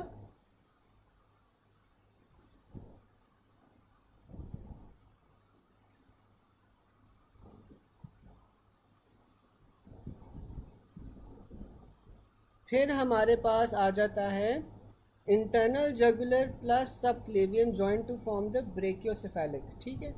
तो जो ब्रेकियोसेफेलिक वेन है वो आपके पास किस तरह बन रही होती है, वो इंटरनल जगुलर और सब क्लेवियन वेन मिला के आपके पास ब्रेकियोसेफेलिक वेन बना रहे होते हैं, ठीक है। फिर हमारे पास आ जाता है retromandibular vein joins which vein to form the external jugular vein. तो रेट्रोमैंडिबुलर है यानी कि मैंडिबल के ये पीछे है, तो यहाँ पे आपके पास पोस्टीरियर ऑरिकुलर आ जाती है और साथ में एक्सटर्नल जुगुलर आ जाती हैं, वो दोनों मिला के आपके पास रेट्रोमैंडिबुलर वेन बना रहे होते हैं। Retromandibular vein form by the union of superficial temporal and maxillary vein. फिर the portal vein is usually formed by the confluence of superior mesenteric and splenic veins. अब जो पोर्टल वेन है वो आपके पास सुपीरियर मीजेंटेरिक और स्प्लीनिक वेन से मिल के बन रही होती है। The superior mesenteric vein and splenic vein join to form the portal vein at which anatomical level, तो ये आपके पास behind the neck of pancreas होता है। internal jugular vein starts from the earlobe to the sternoclavicular joint। जो internal jugular vein है वो आपके पास earlobe के पीछे से sternoclavicular joint तक आपके पास ये external jugular vein बन रही होती है। फिर आ जाता है brachiocephalic trunk is formed by the union of internal jugular and subclavian vein। Brachiocephalic vein is formed by the subclavian and internal jugular. Brachiocephalic trunk gives rise to right common carotid artery and subclavian artery. Inferior thyroid vein drains into the brachiocephalic vein. Axillary vein is formed by the basilic vein and vena competentes of brachial vein। अच्छा मुझे यार ये बताओ कि आप लोग head and neck की anatomy आजकल पढ़ रहे हो? आजकल आप लोगों की हेड एंड नेक की एनाटमी की क्लासेस हो रही हैं? हाँ मैं वही सोच रहा था। हाँ क्योंकि यार इसके लिए जौन सा है ना, आप लोगों को डायग्रामेटिकली जब तक नहीं दिखाया जाएगा तो आपके लिए ऐसे समझना ना मुश्किल हो जाएगा। तो ये जब आपकी हेड एंड नेक की क्लासेस होंगी ना, ये उसमें आप बेहतर तरीके से कर लोगे। ये अभी आप बेशक पॉइंट मार्क कर लो जो 246 वाला है। हाँ ठीक है। तो ये अनाटमी वाले पॉइंट ना, ये आप फिर तब हम एक बार देख लेंगे, ठीक है। हम आगे चलते हैं। पॉइंट नंबर 247 आ रहा है। पॉइंट नंबर 247 में वो ये बता रहा है most immediate anterior relation to internal jugular vein after exit of jugular foramen of skull is internal carotid artery.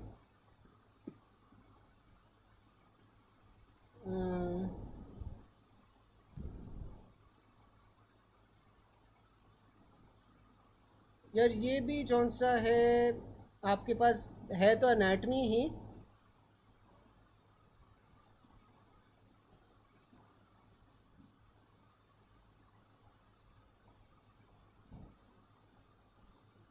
चले ये 246 247 ये तो सारी आ गया एनाटमी आ रही है। मसला ये है ये सारी ही एनाटमी आ रही है।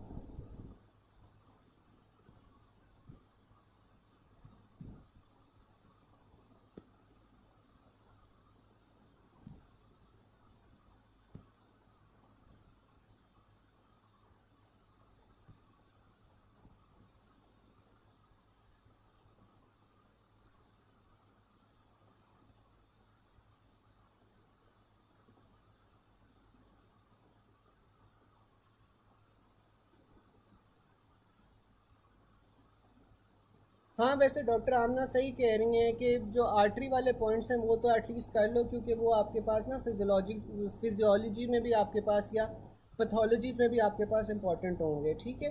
तो अभी हम 247 ही करते हैं।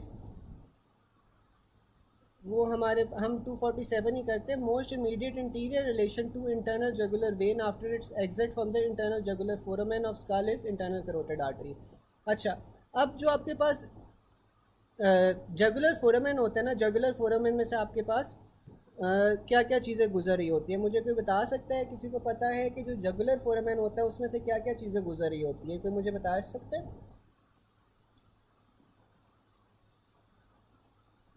चलो हम कर लेते हैं। मुझे अभी कोई बता सकता है कि जो जगुलर फोरामेन होता है, जगुलर फोरामेन में से कौन कौन से स्ट्रक्चर्स पास कर रहे होते हैं? किसी को पता है?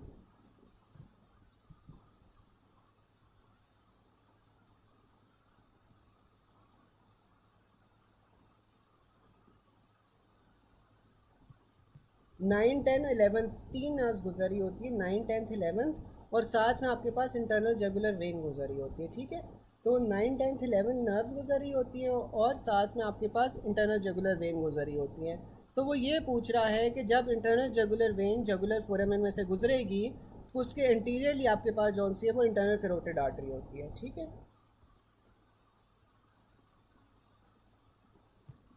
अच्छा, फिर एक काम करते हैं, लेट मी सी एनाटमी कहाँ से ख़त्म हो रही है, फिर हम ऐसा करते हैं फिजियोलॉजी ही कर लेते हैं। एनाटमी जौन सी है फिर हम बाद में कर लेंगे, अगर आप लोग ऐसे चाहते हैं ऐसे कर लेते हैं।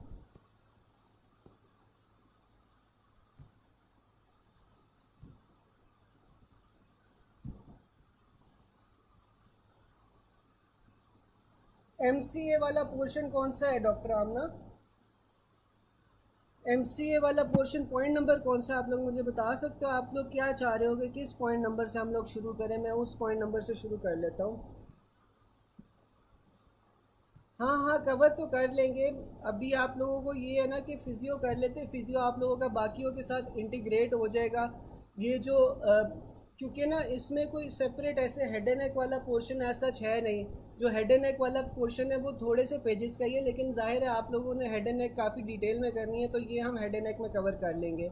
आप लोग मुझे ये बताओ कि अभी हम किस पॉइंट नंबर से शुरू करें फिर?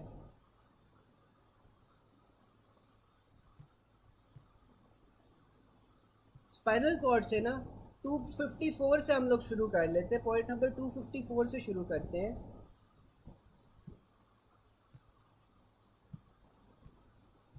एक्चुअली डॉक्टर इज़्मा, ये डॉक्टर मीशा इस तरह है ना कि अभी आप लोगों को ना इस तरह समझ नहीं आएगा, इस तरह आपको ना समझ नहीं आएगा। मसला ये है कि ये जब तक आप डायग्राम से नहीं समझोगे ना इस तरह आपको भूल ही जाएगा, या मैं ऐसे पढ़ रहा हूँ पर आपको समझ नहीं आएगा वो, ठीक है। तो अभी ना हम लोग 254 से हम शुरू करते हैं, ठीक है।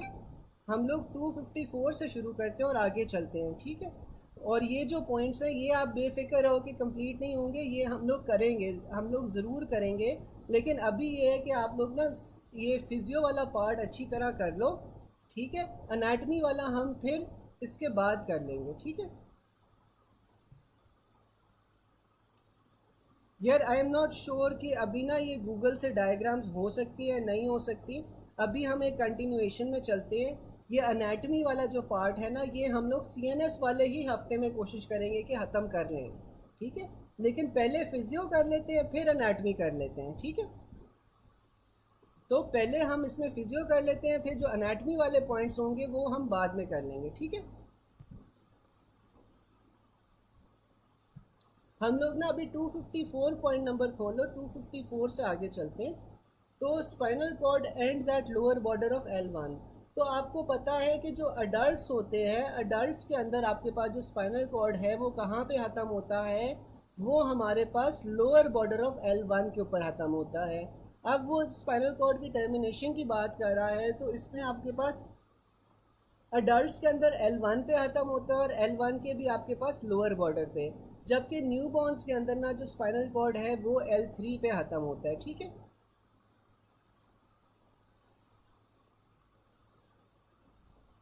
हाँ ठीक है, हम फिजियो वाली चीज़ें ही कर रहे हैं, फिजियो वाली चीज़ें ही कर रहे हैं।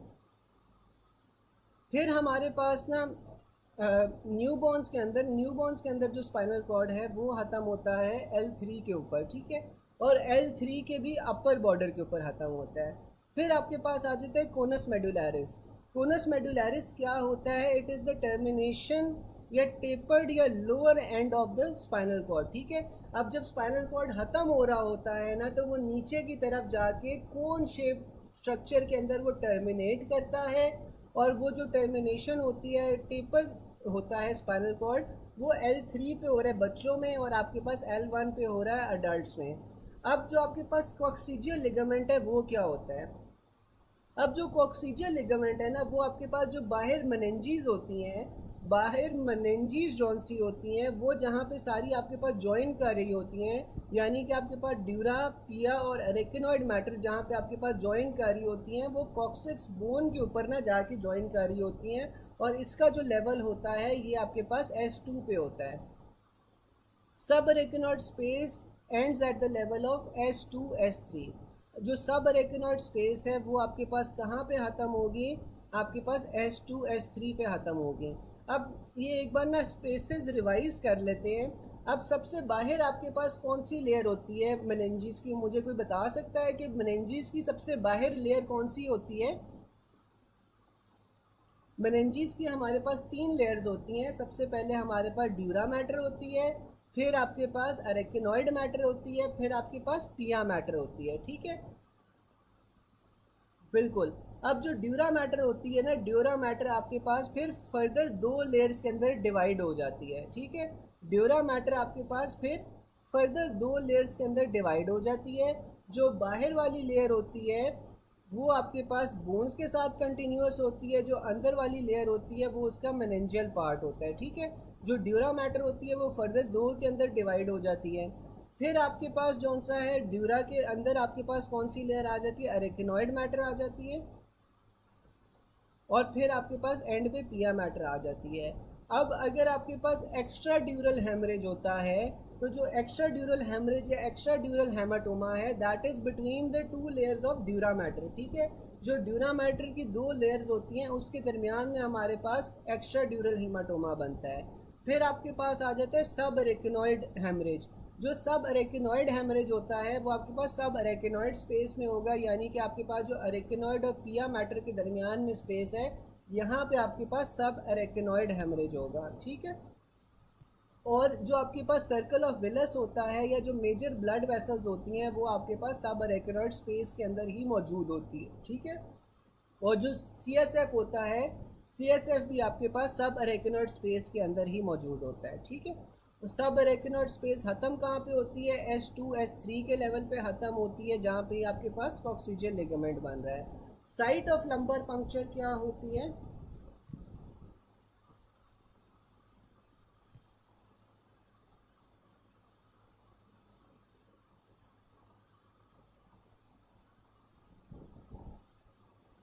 जो ड्यूरा मैटर होती है ना ये आपके पास 2 लेयर्स में डिवाइड होती है। पहली आपके पास आ जाती है पेरियोस्टियल लेयर, दूसरी मेनिंजियल लेयर। ठीक है, जो ड्यूरा मैटर होती है इसकी 2 लेयर्स होती हैं। जो बाहर वाली होती है वो पेरियोस्टियल लेयर होती है, वो आपके पास स्कल के साथ कंटिन्यूस होती है। ठीक है, जो अंदर वाली होती है उसे आप मेनिंजियल लेयर कहते हो, वो बाकी मेनिंजीज के साथ कंटिन्यूस होती है, और जो इनके दरमियान आपके पास फिर एक्स्ट्रा ड्यूरल हीमाटोमा बनता है। ठीक है,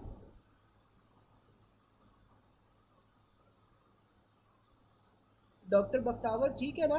ड्यूरा की आपके पास 2 लेयर्स हैं, पेरियोस्टियल लेयर है जो बाहर वाली है, अंदर वाली को हम मेनिंजियल लेयर कहते हैं। इन दोनों के दरमियान में आपके पास जो है वो एक्स्ट्रा ड्यूरल हीमाटोमा बनता है। ठीक है,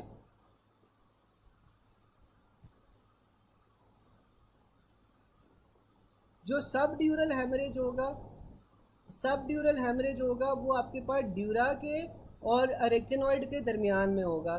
सब ड्यूरल जौन सा है वो आपके पास ड्यूरा और अरेकिनॉइड के दरमियान में होगा, और जो आपके पास एक्स्ट्रा ड्यूरल है वो आपके पास ये दोनों जो मेनिंजियल लेयर्स हैं इनके दरमियान में होता है। ठीक है, डॉक्टर मासूमा समझ आ गई?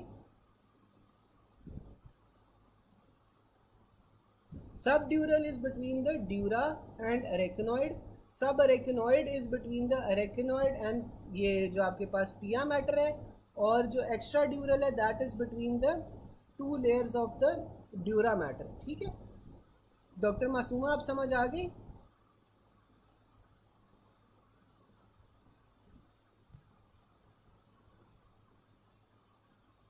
सब अरेकिनॉइड स्पेस रिपीट करते हैं। अब ये जो सब अरेकिनॉइड स्पेस होती है ना ये आपके पास कहाँ पे होगी, अरेकिनॉइड लेयर और पिया लेयर, जो पिया मैटर और अरेकिनॉइड मैटर है ना इनके दरमियान में आपके पास सब अरेकिनॉइड स्पेस होती है। सब अरेकिनॉइड स्पेस में आपके पास जो CSF होता है ना वो सब अरेकिनॉइड स्पेस के अंदर होता है, और जो सर्कल ऑफ विलस है, सर्कल ऑफ विलस भी आपके पास सब अरेकिनॉइड स्पेस में होता है। यानी कि जो आपके पास मेजर ब्लड वेसल्स हैं वो आपके पास कहाँ पे होंगी, वो आपके पास सब अरेकेनॉइड स्पेस में होंगी, ठीक है। अब लेट्स सपोज कि आपने लंबर पंक्चर किया है, लंबर पंक्चर करने से आपके पास सीएसएफ के अंदर ब्लड आ रहा है या ब्लड स्टेन सीएसएफ है, तो आप मुझे कोई बता सकता है कि ये किस तरह का हेमरेज होना चाहिए, ये आपके पास एक्स्ट्रा ड्यूरल होना चाहिए, सब ड्यूरल होना चाहिए, सब अरेकेनॉइड होना चाहिए? मुझे कोई चैट बॉक्स में बता सकता है कि आपने सीएसएफ लिया है, सीएसएफ ब्लड स्टेन्ड आया है लंबर पंक्चर पे, तो आपके पास हेमरेज कहाँ पे होना चाहिए? एक्स्ट्रा ड्यूरल होगा? एक्स्ट्रा ड्यूरल और एपीड्यूरल एक ही चीज़ होती है, ठीक है, एक्स्ट्रा ड्यूरल और एपीड्यूरल एक ही चीज़ होती है। या फिर आपके पास ये सब ड्यूरल हो सकता है या सब अरेकेनॉइड होगा, तो ये सब अरेकेनॉइड होगा, ठीक है ना, क्योंकि सब अरेकेनॉइड में आपके पास मेजर ब्लड वेसल्स होती हैं। फिर आ जाता है site of lumbar puncture. Lumbar puncture आप कहाँ पे करते हो? आप L4 से नीचे नीचे करते हो। और L4 से नीचे नीचे क्यों करते हैं? वैसे जो आपके पास कई बुक्स में लिखा हुआ है कि आप L3 L4 पे करते हो, कहीं पे लिखा हुआ है आप L4 L5 पे करते हो, ठीक है, लेकिन आपने जौन सा है फर्स्ट एड L4 L5 कहती है, तो आपने L4 L5 की तरफ ही जाना है कि L4 L5 के लेवल पे कर रहे होते हो। लेकिन आप यहाँ पे क्यों कर रहे होते हो?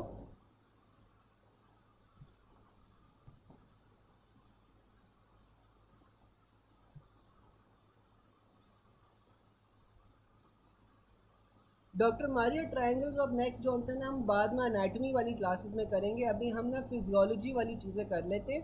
एनाटमी वाली चीज़ें ना अभी हम CNS का जो आखिरी वाले दिन होंगे ना उसमें हम करेंगे, ठीक है।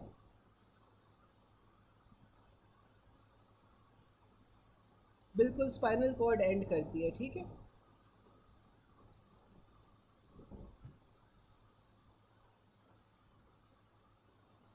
मैं ये कह रहा था कि हम जौन सा लंबर पंक्चर है, लंबर पंक्चर हम L4 L5 के लेवल पे क्यों करते हैं, इससे ऊपर क्यों नहीं कर सकते, ताकि हमारे पास स्पाइनल कॉर्ड इंजर ना हो, ठीक है। तो इस वजह से जो स्पाइनल कॉर्ड है वो L1 पे टर्मिनेट हो रही है ना, इस वजह से हम L4 L5 के ऊपर जाके ये लंबर पंक्चर करते हैं। यहाँ पे सारे हमारे मेरे साथ है ना, कोई पीछे तो नहीं चल रहा, ठीक है।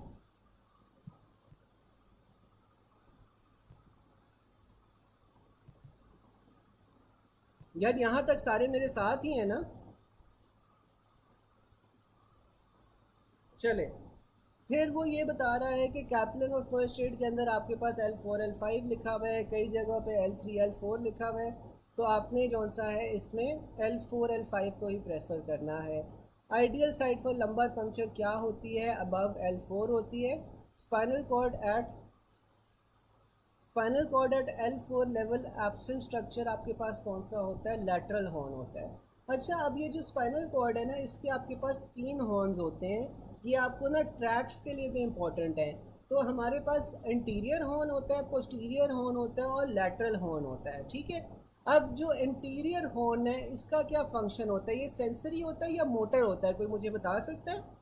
जो इंटीरियर हॉर्न है वो सेंसरी होगा या मोटर होगा?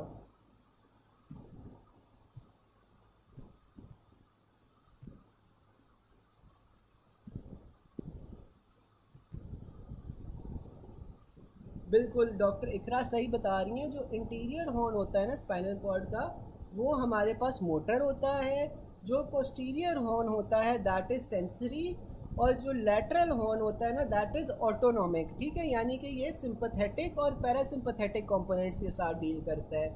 और ये जो लैटरल हॉर्न होता है ना, इसकी एक ये बात होती है कि lateral horn is only present in the thoracic segment of the spinal cord, ठीक है। तो जो ये आपके पास लैटरल हॉर्न होता है that is present in the thoracic segment of the spinal cord.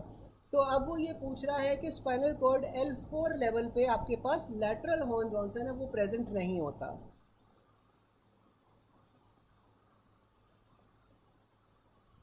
ठीक है डॉक्टर आतिका, इसमें ना हमने L4 L5 को आइडियली चूज़ करना होता है, ठीक है, आइडियली हमने L4 L5 को चूज़ करना होता है। अगर आपके पास L4 L5 नहीं दिया हुआ तो आप फिर L3 L4 को चूज़ कर सकते हो।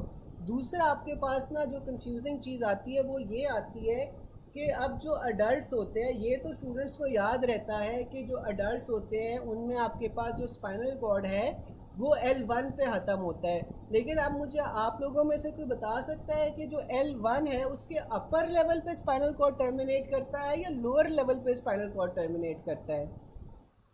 मैं हॉर्न्स रिपीट कर देता हूँ। आप में से मुझे कोई ये बता सकता है कि जो स्पाइनल कॉर्ड है वो L1 के अपर लेवल पे टर्मिनेट करेगा या लोअर लेवल पे टर्मिनेट करेगा?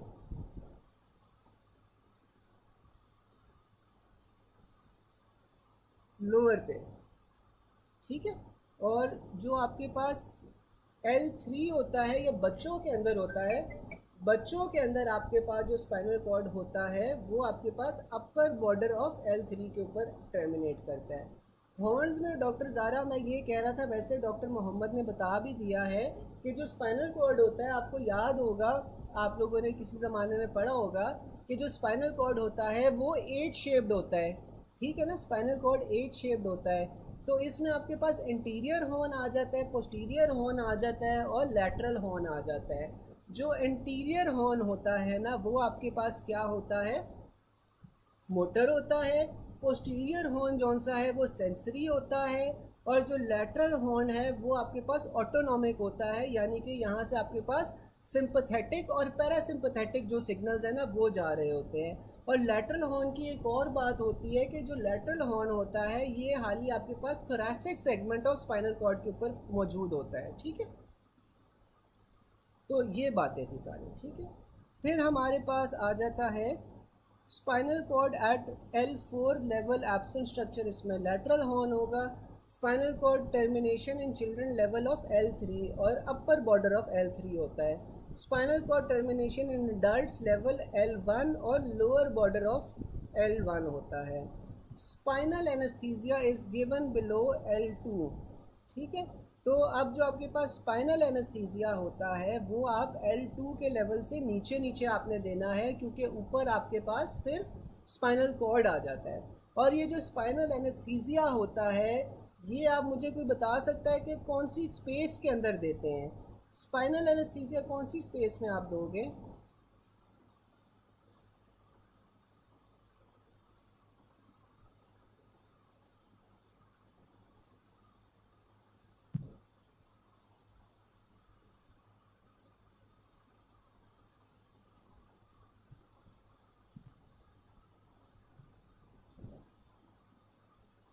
एपिड्यूरल। और कोई मुझे बता सकता है?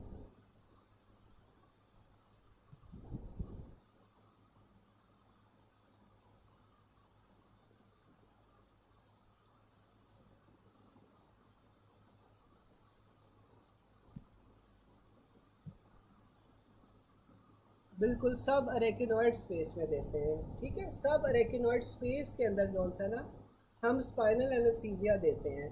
और नहीं नहीं, जो एपिड्यूरल कह रहे हैं ना, epidural anaesthesia is different and spinal anaesthesia is different. ये दोनों अलग अलग टेक्निक्स होती हैं, ठीक है। ये दोनों अलग टेक्निक्स हैं। एपिड्यूरल एनेस्थीसिया भी आप सही कह रहे हो कि आप जौन सा है ना वो डिलीवरी या गायनी वाले सी सेक्शंस में आप एपिड्यूरल एनेस्थीसिया भी कई कंडीशंस में देते हो।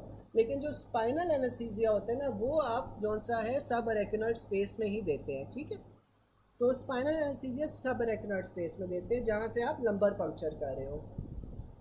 It also comes as lower limit of subarachnoid space extension into the coccygeal ligament। अब ये जो coccygeal ligament होता है ये आपके पास S2 वाले लेवल पे होता है। और यहाँ पे आपके पास ये जो तीनों लेयर्स हैं ये मिल रही होती हैं आपस में। Last end of spinal cord surrounded by dura mater and dura pia and at the level of S2 जहाँ पे कॉक्सीजियल लिगामेंट बनता है। Regarding cauda equina interior and posterior roots of spinal cord form L1 to L5। Regarding pia mater extends into the sulci and fissures of brain tissue. अब जो पिया matter होता है ये सबसे अंदर वाली लेयर होती है, तो ये आपके पास जो सल्काए होते हैं या फिशर्स होते हैं ब्रेन के, उसके अंदर ये जाके एक्सटेंड कर रहा होता है। यहाँ तक सबको समझ आ गई है? यहाँ तक यार किसी को कोई क्वेश्चन हो?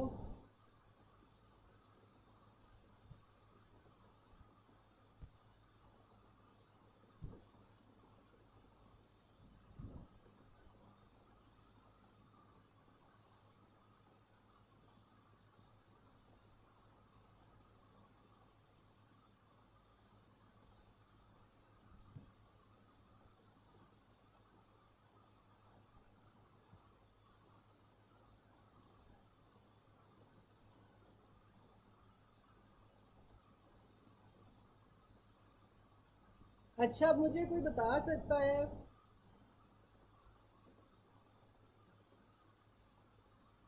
अच्छा आप लोगों ने तो कोई सवाल नहीं पूछा, मैं आप लोगों से पूछ लेता हूँ कि जो कॉर्डा एक्वाइना होता है, कॉर्डा एक्वाइना क्या होता है? कॉर्डा एक्वाइना क्या होता है, आप में से मुझे कोई बता सकता है?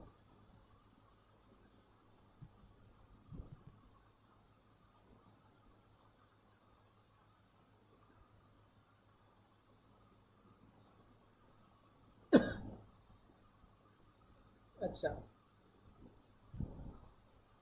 डॉक्टर मासूमा ने वैसे पूछ लिया, चलो मैं बता देता हूँ कॉर्डा एक्वाइना क्या होता है। अब जो कॉर्डा एक्वाइना है ना, ये एक लैटिन लफ्ज़ है फॉर अ हॉर्स टेल। ठीक है, जो हॉर्स की टेल होती है ना, उससे आप कॉर्डा एक्वाइना कहते हो। अब यहाँ पे होता क्या है कि आपके पास ना मुख्तलिफ रूटलेट्स होती हैं, इंटीरियर और पोस्टीरियर रूटलेट्स होती हैं, जो आपके पास ना L1 से L5 की तरफ जा रही होती हैं। ठीक है, तो ये जो आपके पास L1 से L5 वर्टिब्रल लेवल है ना, यहाँ पे आपके पास मुख्तलिफ नर्व रूट्स जो से हैं वो इंटीरियर और पोस्टीरियर डिविजन्स के अंदर डिवाइड करते हैं, जहाँ पे स्पाइनल कॉर्ड ख़त्म हो रही होती है। और यहाँ पे आपके पास जौन सा है ना, ये कॉर्डा एक्वायरा बनता है। ये जो आपके पास सैक्रल नर्व्स है ना, ये सैक्रल नर्व जौन सी हैं ये डिवाइड हो रही होती हैं इंटीरियर पोस्टीरियर रूटलेट्स में, और यहाँ पे आपके पास जौन सा है वो कॉर्डा एक्वाइना बनता है। ठीक है, बिल्कुल। डॉक्टर मासूमा थोड़ी बहुत समझ आ गई है?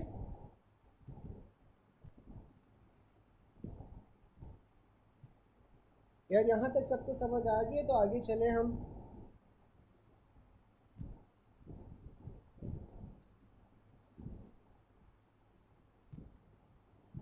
यहाँ तक क्लियर है?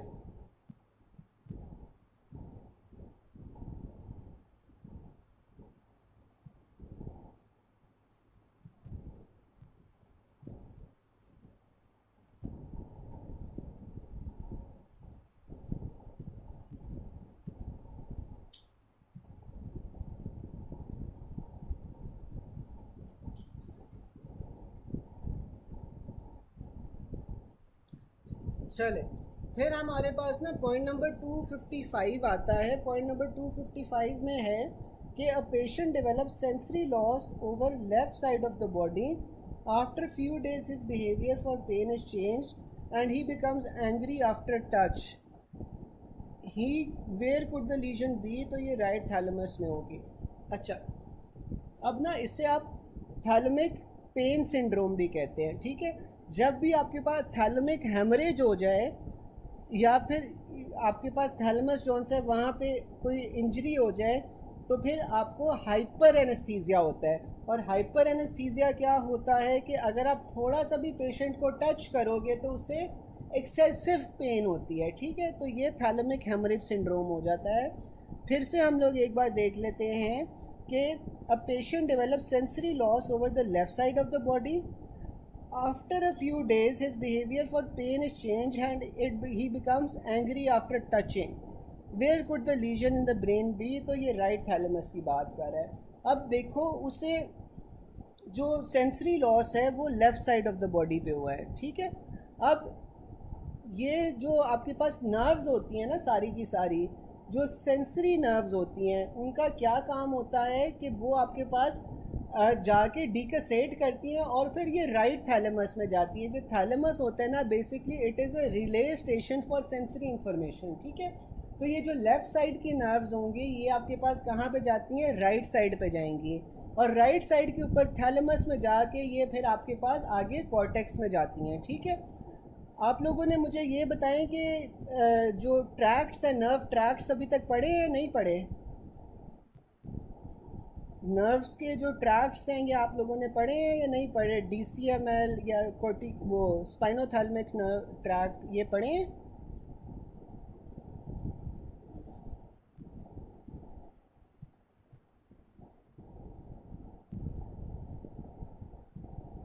नहीं पढ़े?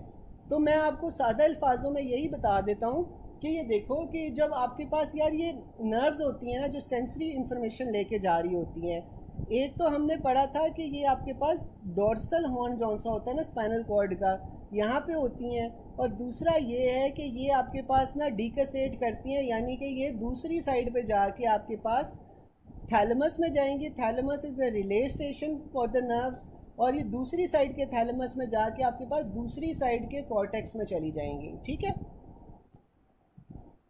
यहाँ तक समझ आ गई?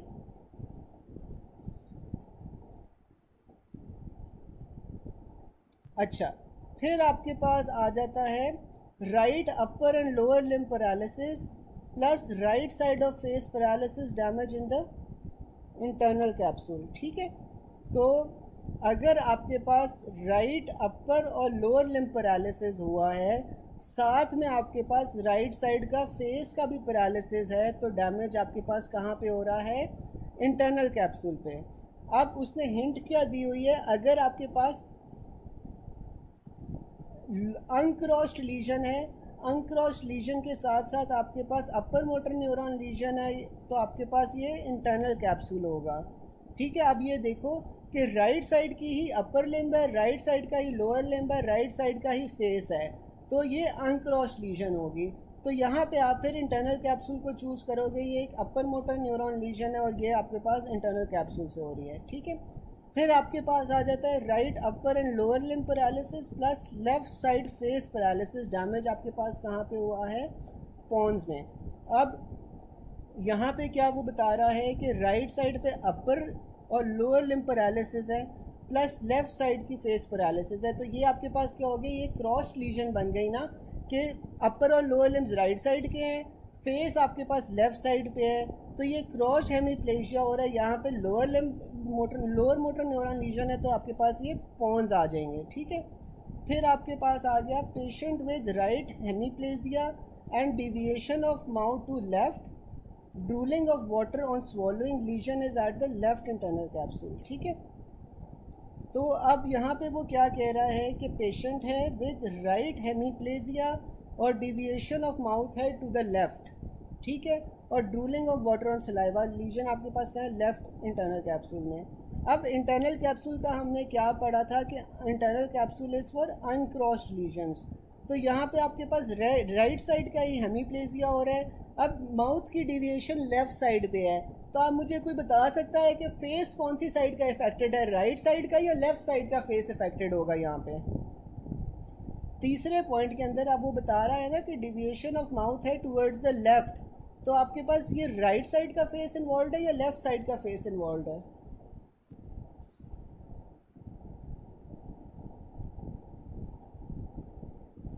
बिल्कुल राइट साइड का इन्वॉल्व होगा, तो राइट साइड का ही फेस इन्वॉल्व है, राइट साइड पे ही आपके पास हेमीप्लेजिया है, तो आपके पास ये लेफ्ट इंटरनल कैप्सूल इन्वॉल्व होता है। ठीक है, अब वो ये बता रहा है कि left mouth deviated right facial muscles या अनअपोज्ड लेफ्ट फेशियल मसल्स। ठीक है, तो राइट साइड ऑफ फेस आपके पास इन्वॉल्व है।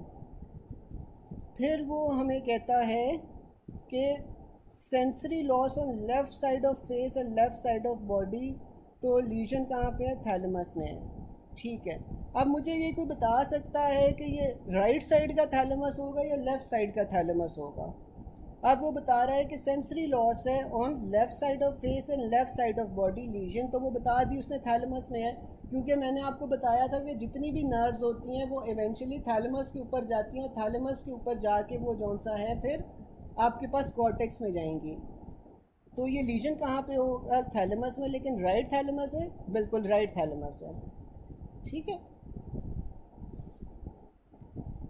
तो जहाँ पे भी आपको सेंसरी लॉस हो ना, तो सेंसरी लॉस के लिए हमेशा अपने थैलेमस ज़हन में लाना है, क्योंकि जितनी भी सेंसरी सेंसेशंस होती हैं वो थैलेमस के अंदर जाती हैं। फिर हमारे पास आ रहा है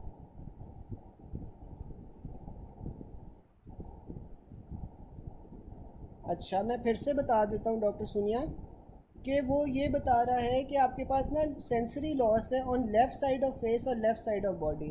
अब जितनी भी आपके पास सेंसरी इन्फॉर्मेशन वाली नर्व्स होती हैं ना, जो आपके पास टच, पेन, टेम्परेचर, ये सारी सेंसेशंस लेके जा रही होती हैं, इन्होंने एवेंचुअली क्या करना होता है कि राइट साइड पे जाना होता है। जब ये ब्रेन के अंदर एंटर करती है ना, तो ये राइट साइड पे चली जाती हैं और ये राइट थैलेमस के अंदर जाएंगी।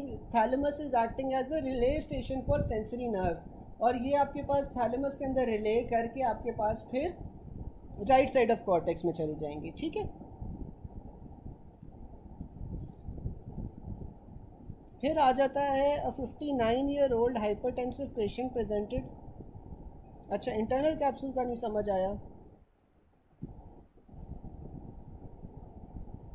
अच्छा, अब ये जो इंटरनल कैप्सूल होता है ना, इंटरनल कैप्सूल से ज़्यादातर आपके पास क्या चीज़ें गुजर रही होती हैं, आपके पास मोटर नर्व्स गुजर रही होती हैं। ठीक है, इंटरनल कैप्सूल से ना आपके पास ज़्यादातर इस तरह समझ लो कि मोटर नर्व्स गुजर रही होती हैं। ठीक है, अब मोटर नर्व्स जौन सी होती हैं वो कहाँ से कहाँ तक जाती हैं? मोटर नर्व्स शुरू कहाँ से होंगी? आपके पास ब्रेन से शुरू होंगी और मसल की तरफ जाएंगी। ऐसा ही है ना, जो आपके पास मोटर नर्व्स होती हैं वो ब्रेन से शुरू होती हैं और मसल्स की तरफ जाती हैं। ठीक है, तो वो ये बता रहा है कि अगर आपके पास एक ही साइड का पैरालिसिस हुआ हुआ है, यानी कि राइट साइड के फेस का और राइट साइड की बॉडी का, दोनों साइड का, दोनों चीज़ों का पैरालिसिस हुआ हुआ है, यानी कि ये अनक्रॉस्ड लीशन है, तो आपके पास इंटरनल कैप्सूल इन्वॉल्व होगा, क्योंकि जो इंटरनल कैप्सूल है वो आपके पास एक ही साइड की सेंसेशंस को कंट्रोल कर रहा होता है या मूवमेंट्स को कंट्रोल कर रहा होता है। अच्छा, मुझे कोई चैट बॉक्स में डॉक्टर सोनिया आप भी बताएं, बाकी भी बताएं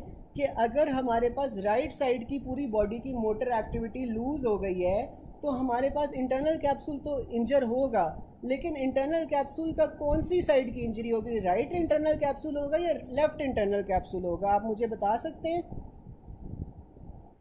अगर राइट साइड का पैरालिसिस हो गया, राइट फेस और राइट बॉडी का, तो आपके पास इंटरनल कैप्सूल राइट साइड का इन्वॉल्व है या लेफ्ट साइड का?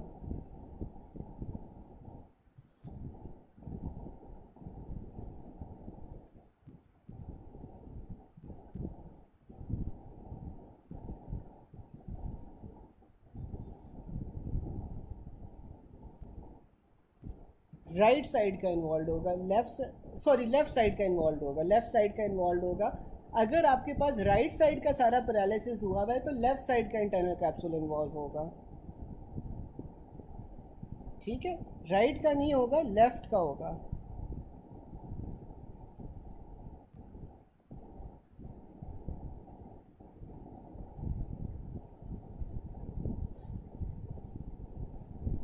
अच्छा डॉक्टर मोहम्मद, अगर आप पूछ रहे हो वाई, तो ये क्यों राइट साइड का नहीं होगा, तो इसके पीछे तो आपको ट्रैक्स आने चाहिए। जब तक आपको ट्रैक्स नहीं आएंगे तो ना ये चीज़ समझ नहीं आएगी।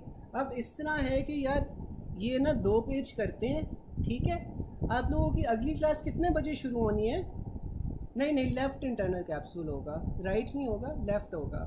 आप लोगों की अगली क्लास कितने बजे शुरू होनी है इसके बाद वाली?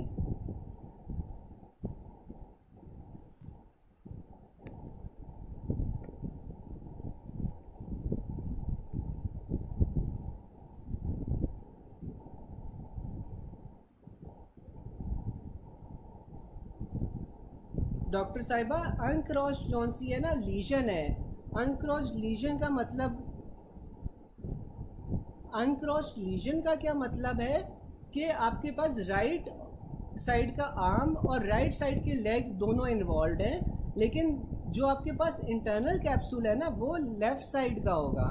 ठीक है, अनक्रॉस्ड लीजन का क्या मतलब हुआ कि आपके पास राइट साइड का ही आर्म, राइट साइड की लेग और राइट साइड का फेस, ये अनक्रॉस्ड लीजन है। ठीक है, लेकिन आपके पास जो इंटरनल कैप्सूल है वो लेफ़्ट साइड का इन्वॉल्व है। अब यहाँ पे होता क्या है, अगर आप डिटेल में पूछना चाह रहे हो तो बेसिकली आपके पास लेफ़्ट सेरिब्रल कॉर्टेक्स से नर्व्स आएंगी, वो जो न्यूरॉन्स हैं वो आपके पास इंटरनल कैप्सूल में जाएंगे, लेफ़्ट वाले इंटरनल कैप्सूल में जाके ये मेडुला ऑब्लोंगेटा में जाएंगे, मेडुला ऑब्लोंगेटा में ये डिकसेट करेंगे, ये राइट पे चले जाएंगे और ये राइट पे जाके फिर आपके पास राइट साइड की मूवमेंट्स को कंट्रोल करेंगे। ठीक है,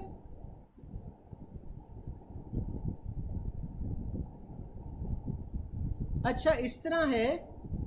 हाँ हाँ, मैं इसीलिए पूछ रहा था कि आप लोग ना एक काम करो, ये 255 से लेकर ना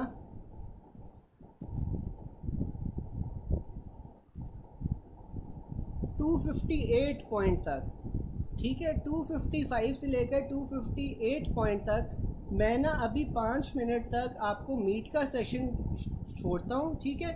मीट का सेशन आप लोग ज्वाइन करो, और मीट के सेशन में ना हम लोग ये सारी जो न्यूरो एनाटमी की बेसिक्स है ना वो फिर एक बार कर लेते हैं। लेकिन आप लोगों ने फिर ये करना होगा कि ये जो 255 से 258 पॉइंट्स हैं ये आपको खुद करने होंगे। मैं आपको इन पॉइंट्स की जो बेसिक चीज़ें हैं ना, जिससे आपको ये पॉइंट्स समझ आ जाएं, वो करवा देता हूँ। क्योंकि इस तरह यार अगर मैं पढ़ता जाऊँगा और इस तरह एक्सप्लेन करता जाऊँगा ना, तो आई डोंट थिंक इसका इतना फ़ायदा है, ठीक है। तो व्हाट डू यू गाइस से कि मैं आपको एक मीट का सेशन में पहले न्यूरो एनाटमी की बेसिक्स बता दूं, आप ये 3 पॉइंट्स पे कर लोगे खुद से, उसमें ये 3 पॉइंट्स भी कवर हो जाएंगे मोर और लेस, लेकिन ये पढ़ आप खुद लेना एक बार, ठीक है। क्या कहते हो आप लोग? 8:40 तक टाइम है, तो 8:40 तक हम ख़त्म कर लेंगे इंशाल्लाह, ठीक है। व्हाट डू यू गाइस से? हाँ एग्जैक्टली, ठीक है ना।